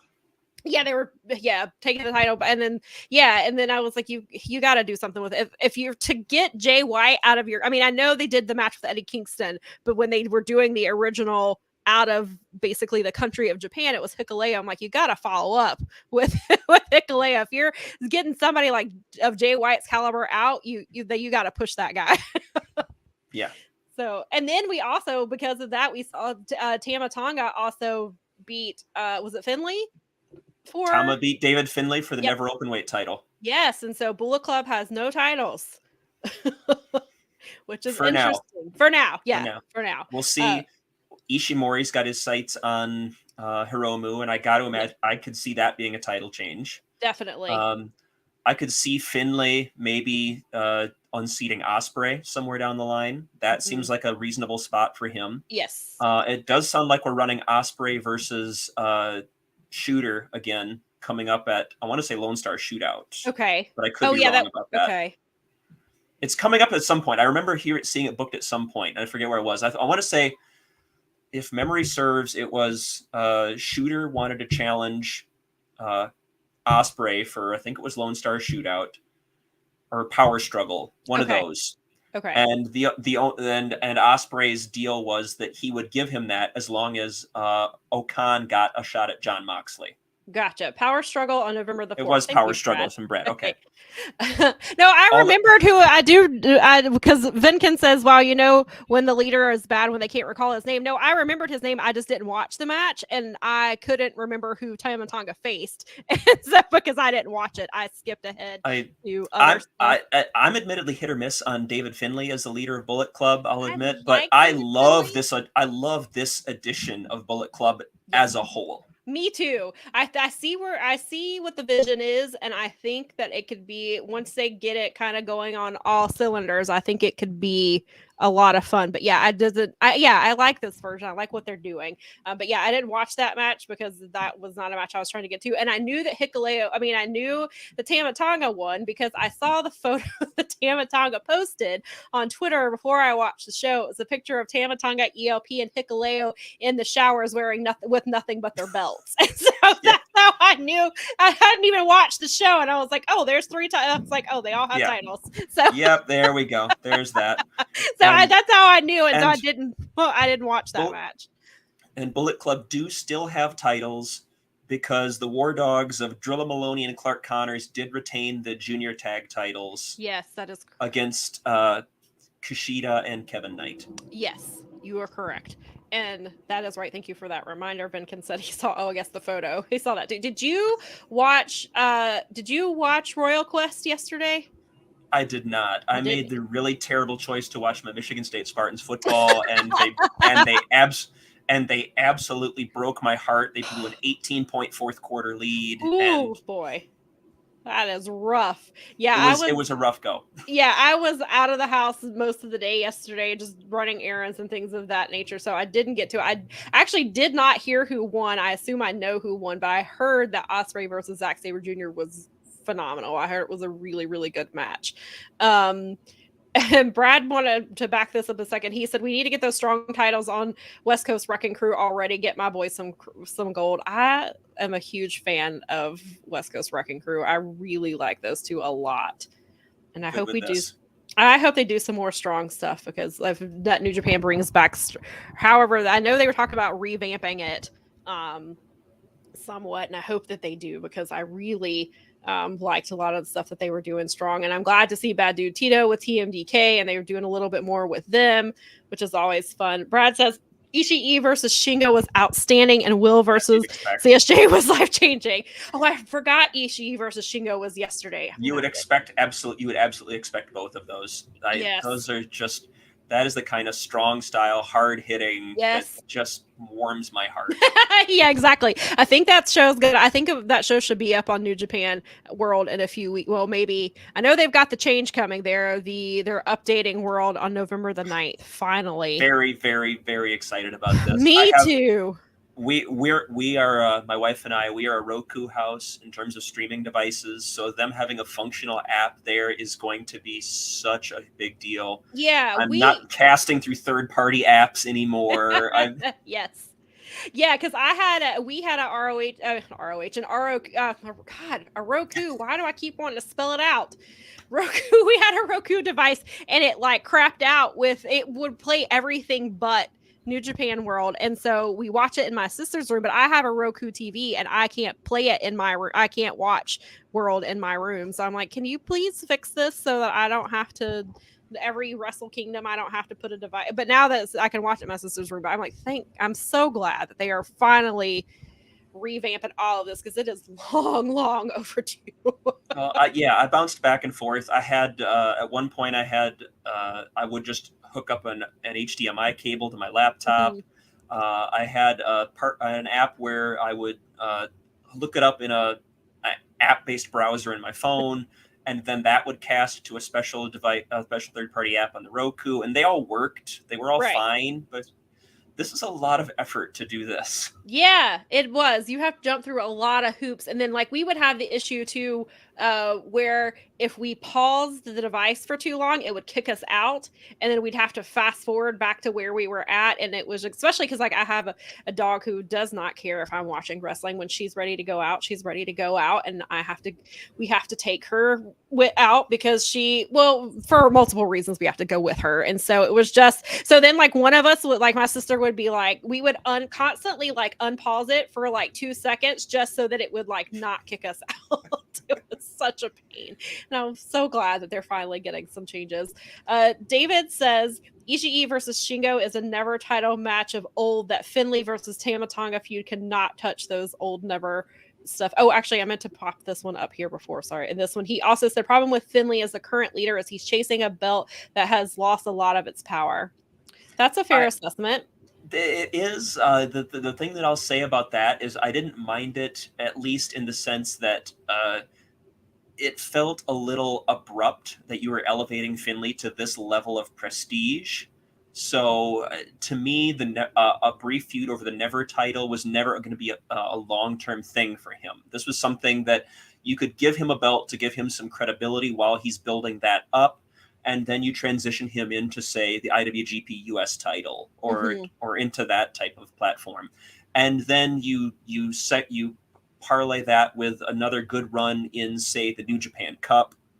And, then you can build him. Yeah, I think that makes a lot of sense. And then one of the other matches that I tuned in for on this show was the Trios title with Okada, Tanahashi, and Ishii versus Motor City and Josh Alexander. Loved this match. I thought it was everything I wanted it to be. A huge Motor City fan. Josh Alexander looks like he belongs in New Japan. And Ishii, just some of those, just the way they were going after each other. I was like, I want a singles match between the two of them now. I was like, I would love to see Josh Alexander do a G1 at some point. I think that would be really cool to see. I wouldn't mind having, if their schedules would allow it, having Motor City be in BOSJ. I mean, I know there's a World Tag League, but we already know who's going to be that, and they are not in that. So I would like to see them have another BOSJ run. But I really love that match. I thought they may possibly do a title change just because they do the multiverse shows. So I thought perhaps they would do something. I'm not surprised that they didn't do a title change there. I thought, but that if there was one match that could have been one for Impact later on, I thought maybe that would be the one. But I love that match. It was everything that I wanted. Yeah, and you saw the crowd get a nice little pop when we had Alexander and Ishii square off, which was Yeah. really great to see. I know you saw Kevin Kelly get excited about it at commentary of like, Mhm. oh, this is okay. This is a. I think he said something like these two are the perfect match against each other because they're just compact little fire plugs who Yes. just will bring the violence to somebody. And Yeah. Yes. And that's why I was like, yeah, now that I've got this little taste, I need a singles match somewhere soon. yeah. And you got to play with the upcoming Alexander and Shelley Yes. match, Yes. where you have the possible dissension there of Alexander clubbing Shelley, and then you have that, and you have the added bonus of Shelley taking the fall, which actually surprised me quite a bit. That surprised me too. I thought for sure it was gonna be. I thought they were just gonna have Sabin be because he's kind of the neutral person in that between those three. And I thought if they were gonna lose, I thought it was good. I was very surprised to see Alex Shelley take the pin as well. But then you have he and Tanahashi after the match saying, "Okay, we both got one now." So yeah. Yes. I'm definitely. Let's do a rubber match, and okay, Please. let's do it. Please do. Brad says, I'm very interested in who finally takes the titles off of Ishii, Tana, and Okada. It has to be a name trio, not some random team at this point. That's a good, yeah definitely. And it has to be. You've got essentially your super team in Tana and Okada, and that's not going to be an easy out. And Ishii is just a monster. Like I love everything about him, and me too. Love that guy. Want him to get a good G1 run, and I don't know that it's ever going to happen. I know. Vinkin said, and before it's Kenny and the Young Bucks. Hey, at this point, the sad thing is I'm not sure it would shock me. It would. No, I don't think it would shock me either. But that's definitely something to keep in the back of our minds. And then Vinkin can be like, "I told you so." I swear to God, if you put it back on House of Torture, please don't. Please no. I almost didn't even want to speak it into the universe, but listen, Ghetto's probably at least considered it. So. I know. But you've got options there. You've got just 5 guys who is sort of. That's what I was gonna say. That would be an option. With Uemura coming back. Yes. Get like Uemura, Desperado, and Desperado's. I'm sorry, Desperado's in the strong style group with with Suzuki. But yeah, just get one of those trios. Yeah. David, I don't even hate the idea of the strong style group now that I mention it. Of Suzuki, Narita, and Despi.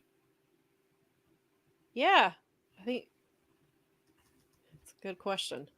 David says if Suji wasn't aligned with Lij, Narita, Umino, and Sujo would be a great trio. I was Three Musketeers. I thought that too. That if it wasn't, or if you had Uemura and you could have him with Narita and Shooter, maybe they could have Uemura do it. If he wasn't aligned, but maybe if he decides he's going to leave, and maybe they do something with those 3. Because it seems like it's definitely. I mean, we know that they hate that nickname they've been given, and sure, and so that would be an interesting thing to see them all kind of team up and be champions, and to beat those, to beat Okada and Tanahashi and Ishii would be incredible at this stage of their careers. To be able to dethrone a team like that and of that caliber would be huge. And you've been playing the Shota and Okada. You've run into that a little bit, so you have that history there. Right. That's a really good point. Yeah. So they do have those kind of little seeds that they've planted. And then, so the main event I had on and kind of paid attention because I knew who won, and I know Kyle didn't. I think you said you did not see the main event between Evil and Sonata. I did hear that people who watched it say it was better than they thought it was going to be. I guess because they went in with kind of low expectations. Also assumed that there would be a lot of shenanigans, and so because of that, I am appalled that they would think that House of Torture would engage in such tomfoolery. who would ever give them that idea that they would do something like of that nature? But luckily, Sonata came out on top. So we know that environmentally conscious Naito will be facing Sonata for the title at at Wrestle Kingdom. It is the main event. However, Naito says he does not believe that they are the main event until it happens, because New Japan likes to do double and triple main events at Wrestle Kingdom. And so he said he will not believe it until it actually happens, which is very smart on Naito's part. I mean, the man's been burned a number of times at this point. So he really has. He really has. And that, and Hiramo still wants the main event Wrestle Kingdom. They might try to throw that in there, him and Ishimori as a double main event of Wrestle Kingdom. Go ahead. I just don't know that you can do Hiromu in a main event unless it's somebody that's really special or you really haven't done before. And the problem is Hiromu's been such a fixture in the junior division that he's been there and done it with everyone. Right. With Kushida, with Ishimori, with Ospreay when that was a thing. With he's ticked all the boxes. He has. Yeah, and that's the thing is like, where does he go from here? And assuming he loses that title to Ishimori, which seems to kind of be where they're headed, is what do you do with Hiromu? What does he do? He's done everything. Like, I don't want him to leave New Japan, but he's also he's made rumblings of wanting to go heavyweight too, and he has participated in previous New Japan Cups. He got a big win over Ishii a couple years ago. Yeah, I definitely see that. That's probably, I mean, because he's, like you said, he's done everything there is to do in that division, and he is that division. Like, when I think of junior heavyweights, that's in New Japan. That's who I think of, is because he's been such a phenomenal champion, and just making that division even, bringing it to what it is now. Brad said it was good. This is going back to the main event of Evil versus Sonata. It wasn't good per se, but it was entertaining, and it did its job to end that story in a happy way. Interesting to point out, House of Torture didn't have any Bullet Club logos or wording on any of their match announcements for this show. Huh. I feel like that's been the case with them for a while, but I'm not 100% certain on that. I'd have to go back and double check, but I feel like that's been the case, and they've been talked about as less a Bullet Club faction. I forget all the time that they're even associated with Bullet Club. I always forget. The phrase I remember hearing with them is Bullet Club adjacent. Yes, they're very much that. They're very much that. So they had, we mentioned it before, that they had the joint conference, press conference with Stardom, and Scott Edwards, who was on this network and also covers a lot of Stardom, he had a tweet that kind of summarized everything. So there was some good stuff. Like, Stardom their sales have gone up really well, and they are now tapping into the Asian market. They're going to be having some Stardom representation. With Bushiroad is going to do some expos in Thailand and Singapore in this month and next month, and Stardom's going to be involved with that. So I think probably the most interesting thing that came out of this press conference was that Stardom is running its own show the same day as Wrestle Kingdom at the Tokyo Dome City Hall, and they have already announced that the main event of the Stardom show will be the IWGP women's title. We know this title has not been defended very often. We talked about it earlier, that sometimes we forget that it is in fact Mayu who has this championship, which is nothing against Mayu. She's incredible, and it is not her fault that the title has been booked the way that it has. But no. There are some people, including Scott, who just feel like this title is pointless and that neither company ever wanted the title to begin with. And it's hard to argue that when you see my understanding is that she won the title in April, and I think if I remember right, she's only defended it once in the span of over 100. I can only find record of it once. Wow. That's very interesting. So Vinkin says that Kadani apparently was fine with the defenses. Well, that explains a lot. And also that says that they're at 1 million YouTube subscribers now. Good for them. That's awesome.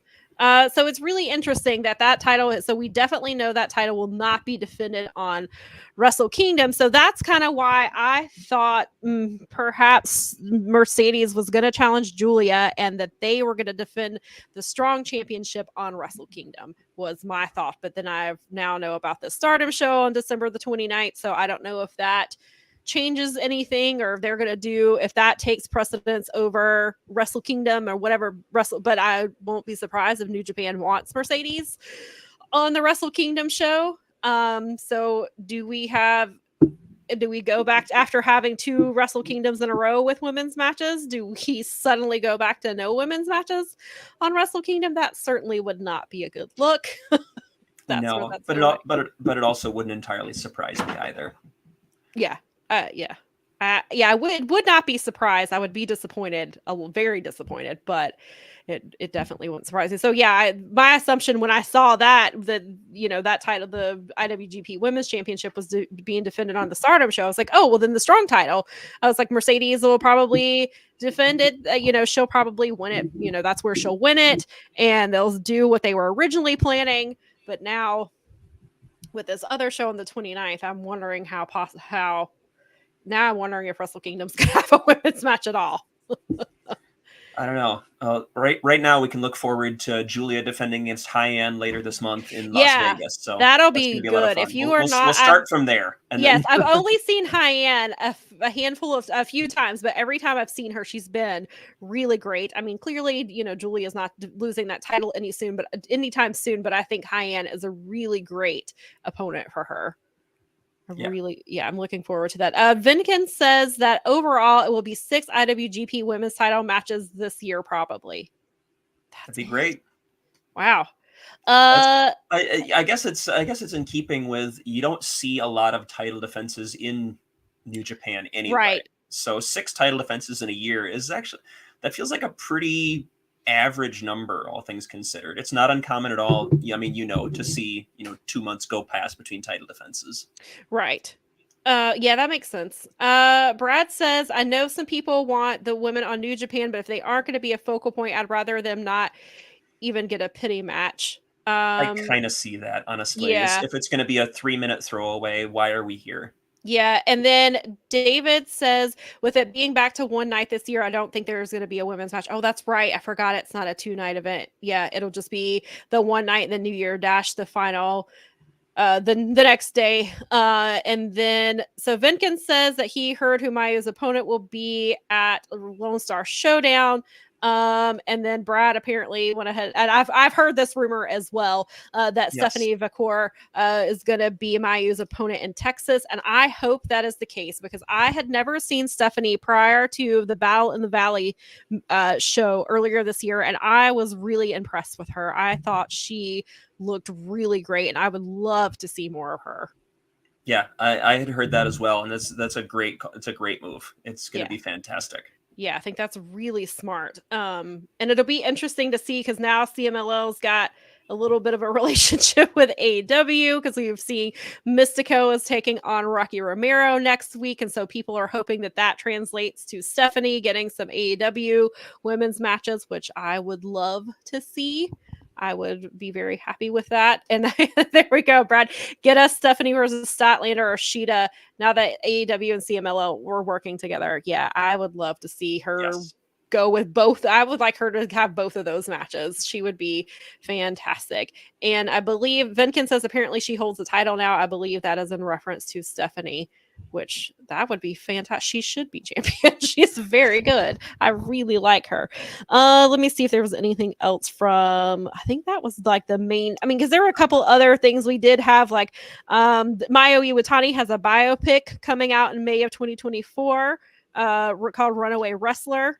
I wonder if that has any effect on her holding the title or if they'll just put her in the picture for a different title. They don't quite book. I know that's like a WWE move to put a title on somebody who has a movie coming out. That sounds like more of what they would do, but I'm curious as if that would play into anything, but not that she would have to keep the IWGP title because you can put a title, any type of title on Mayu and she'd be amazing.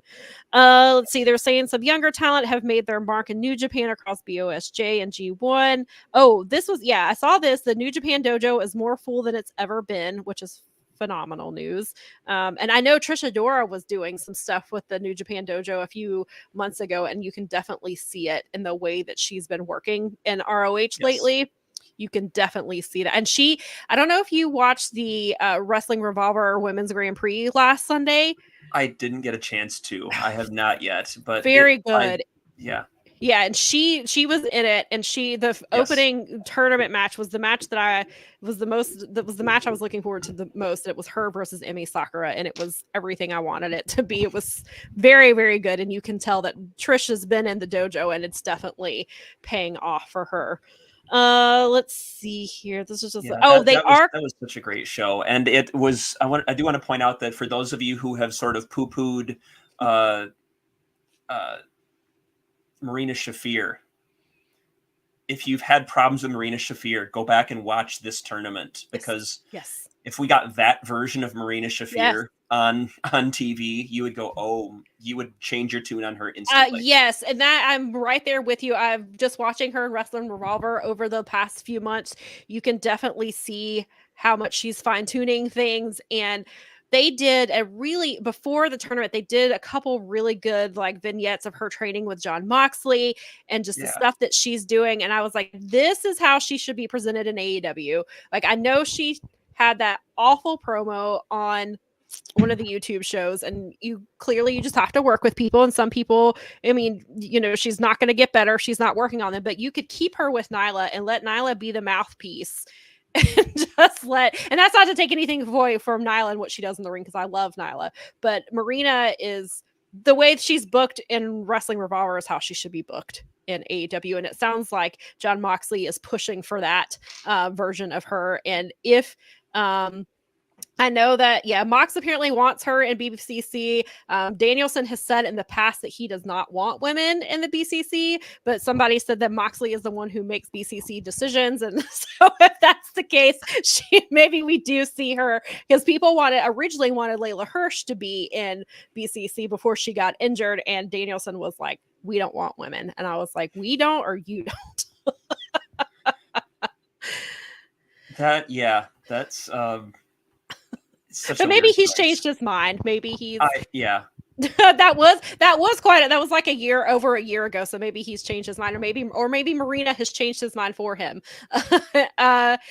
Daza said it feels like the strong title is being given more prominence. It's defended all over, and Mercedes was originally meant to win it before the mid-match injury. Exactly, which is why I think that regardless if it happens at Wrestle Kingdom or at the big Stardom show at the end of December, I assume Mercedes is taking that title back. David says, I heard Shingo was going to become a trainer at the dojo, but decided he didn't want to do it because they wouldn't allow him to keep a pet monkey in the dojo. That might be one of the best things I've heard. I had not heard this story. I want cameras following around Shingo and his live pet monkey. Yes, please let us make it a New Japan World exclusive. Yes, definitely. I need. I would pay $7 or $8 a month to see monkey antics. Yes, me too. Vinkin says Mox will be like Brian. You won't be here the entire year next year, so I make the decisions now. Right? You have your dream matches. Yes, I am the captain. Look at me. I'm the captain now. Exactly. David said AEW should reach out to Sami Callihan to use Wrestling Revolver as developmental. There is some questions because Mox and Callihan go way back. They were a tag team back in the day. Mox is not pretty involved. He's at Wrestling Revolver on a regular basis. He definitely and then now that Sami is a free agent, there had been rumors that AEW was looking at bringing him in as a producer at some point. And then some people even made the point, they don't know if there was any correlation, but at Wrestle Dream, when Adam Copeland came, it popped up our special presentation, which is what Sami Callihan used at some point in Impact. And some people are wondering if there's any correlation or just a happy coincidence. So that would be really interesting. But Wrestling Revolver, I have been singing the praises of for months. If you have a Fight Plus, I know there are lots of subscriptions to choose from, But if you're wanting to add one more, I would add Fight Plus even just for the Wrestle Revolver. I've got to go back and watch last Sunday's show. And then they had a show last night in Texas that had Abaddon on it. I was like, fine. It's like maybe Wrestling Revolver will use Abaddon properly. Get her some because I really like him a lot. I want to say Fight Plus also features Warrior Wrestling as well out of the Midwest, who's doing some fantastic stuff. Yes, I think that they do. And there was something interesting that happened at Warrior Wrestling last week where Sky Blue somebody was wrestling, I forget now who it was wrestling on Athena's behalf. Athena is the women's warrior champion, has been for a very long time, like longer than she's been ROH women's champion, I believe. And Sky defeated that person. And so she claims that she's now the champion, even though I don't know that that's officially recognized.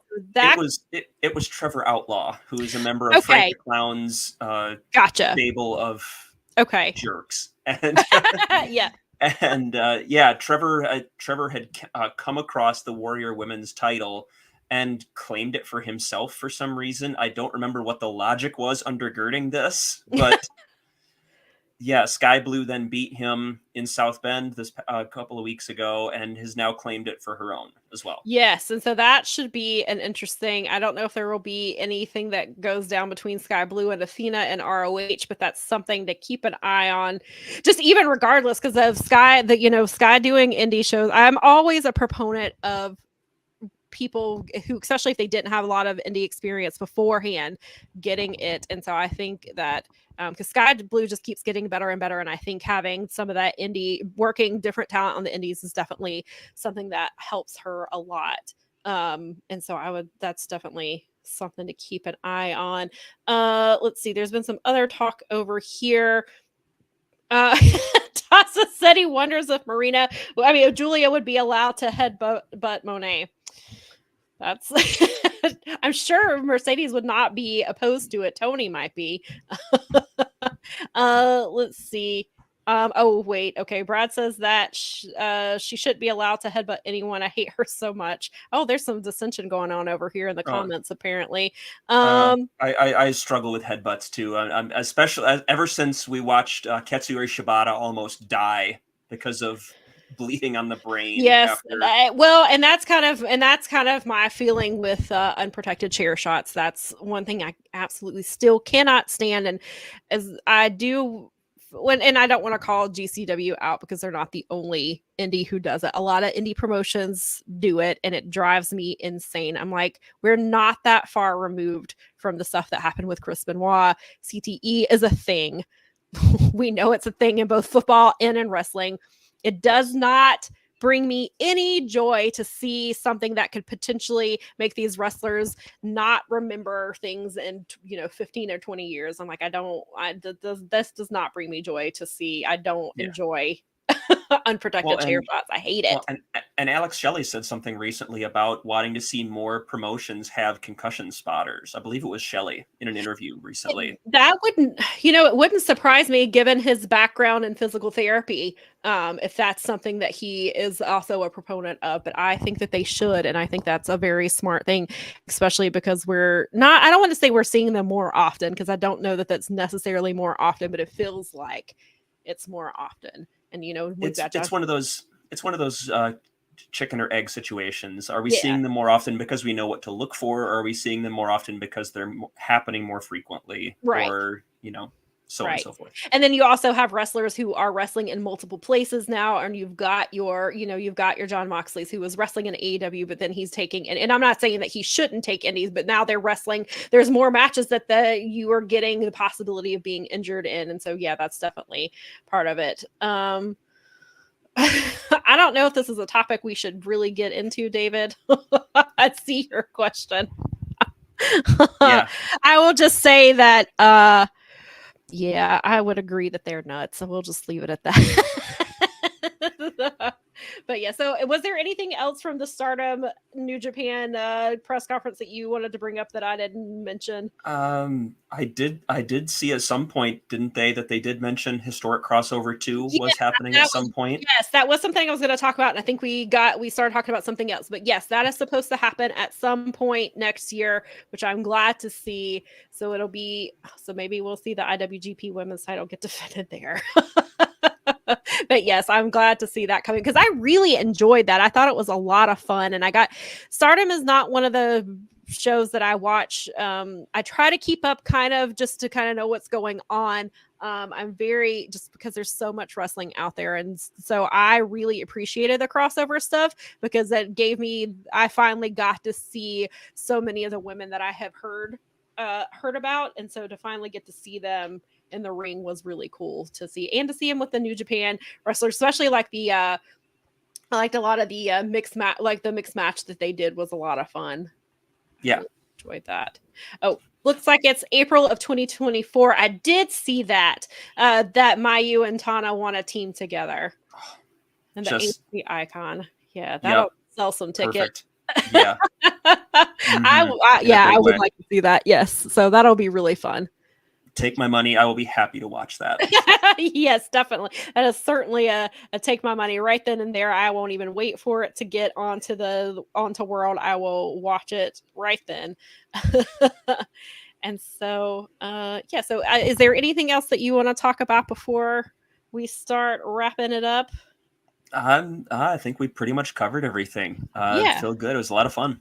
Yeah, I really enjoy the conversation. Thank you so much again. If you want to follow Kyle on Twitter, that is his @ if they want to check out your Twitch where you talk about ROH, where can they do that? I am on Thursdays at 10 on Twitch for Love Wrestling CA. It is twitch.tv/Love Wrestling CA. I will put that link up I'll put that up on our Twitter so that you guys can find it. Thursday nights at 10 p.m., myself and Robert DeFelice from Fightful, who is just a phenomenal person and a lovely talent who also feels very much about ROH like we do. We want the best for it, and we don't feel like we're always getting it. Yes. But no, we talk that every Thursday night after the show, and awesome. Thank you, Brad. Appreciate it. So that's where I'm at there. Anything else I'm doing is going to be on my Twitter. I'll pop it up there, and Yeah, so I try to live tweet when I can, and sometimes I do. Sometimes my kids need my attention, and sometimes I don't. Completely understandable. Nikki said that she enjoyed the show and she hopes to see you back. Yeah, I think Mel would love to talk to you too. So we've been, like I said, Kyle and I have been trying to find something that we could do together, and so I'm glad that this ended up working out, and hopefully this will not be the last time that you see us doing some stuff together. Definitely make sure that you have subscribed to the YouTube channel as we are live every week. Mel will be back next week. We do have a special guest next week. I can't announce who yet because Mel doesn't even know this all came about while she was out of town.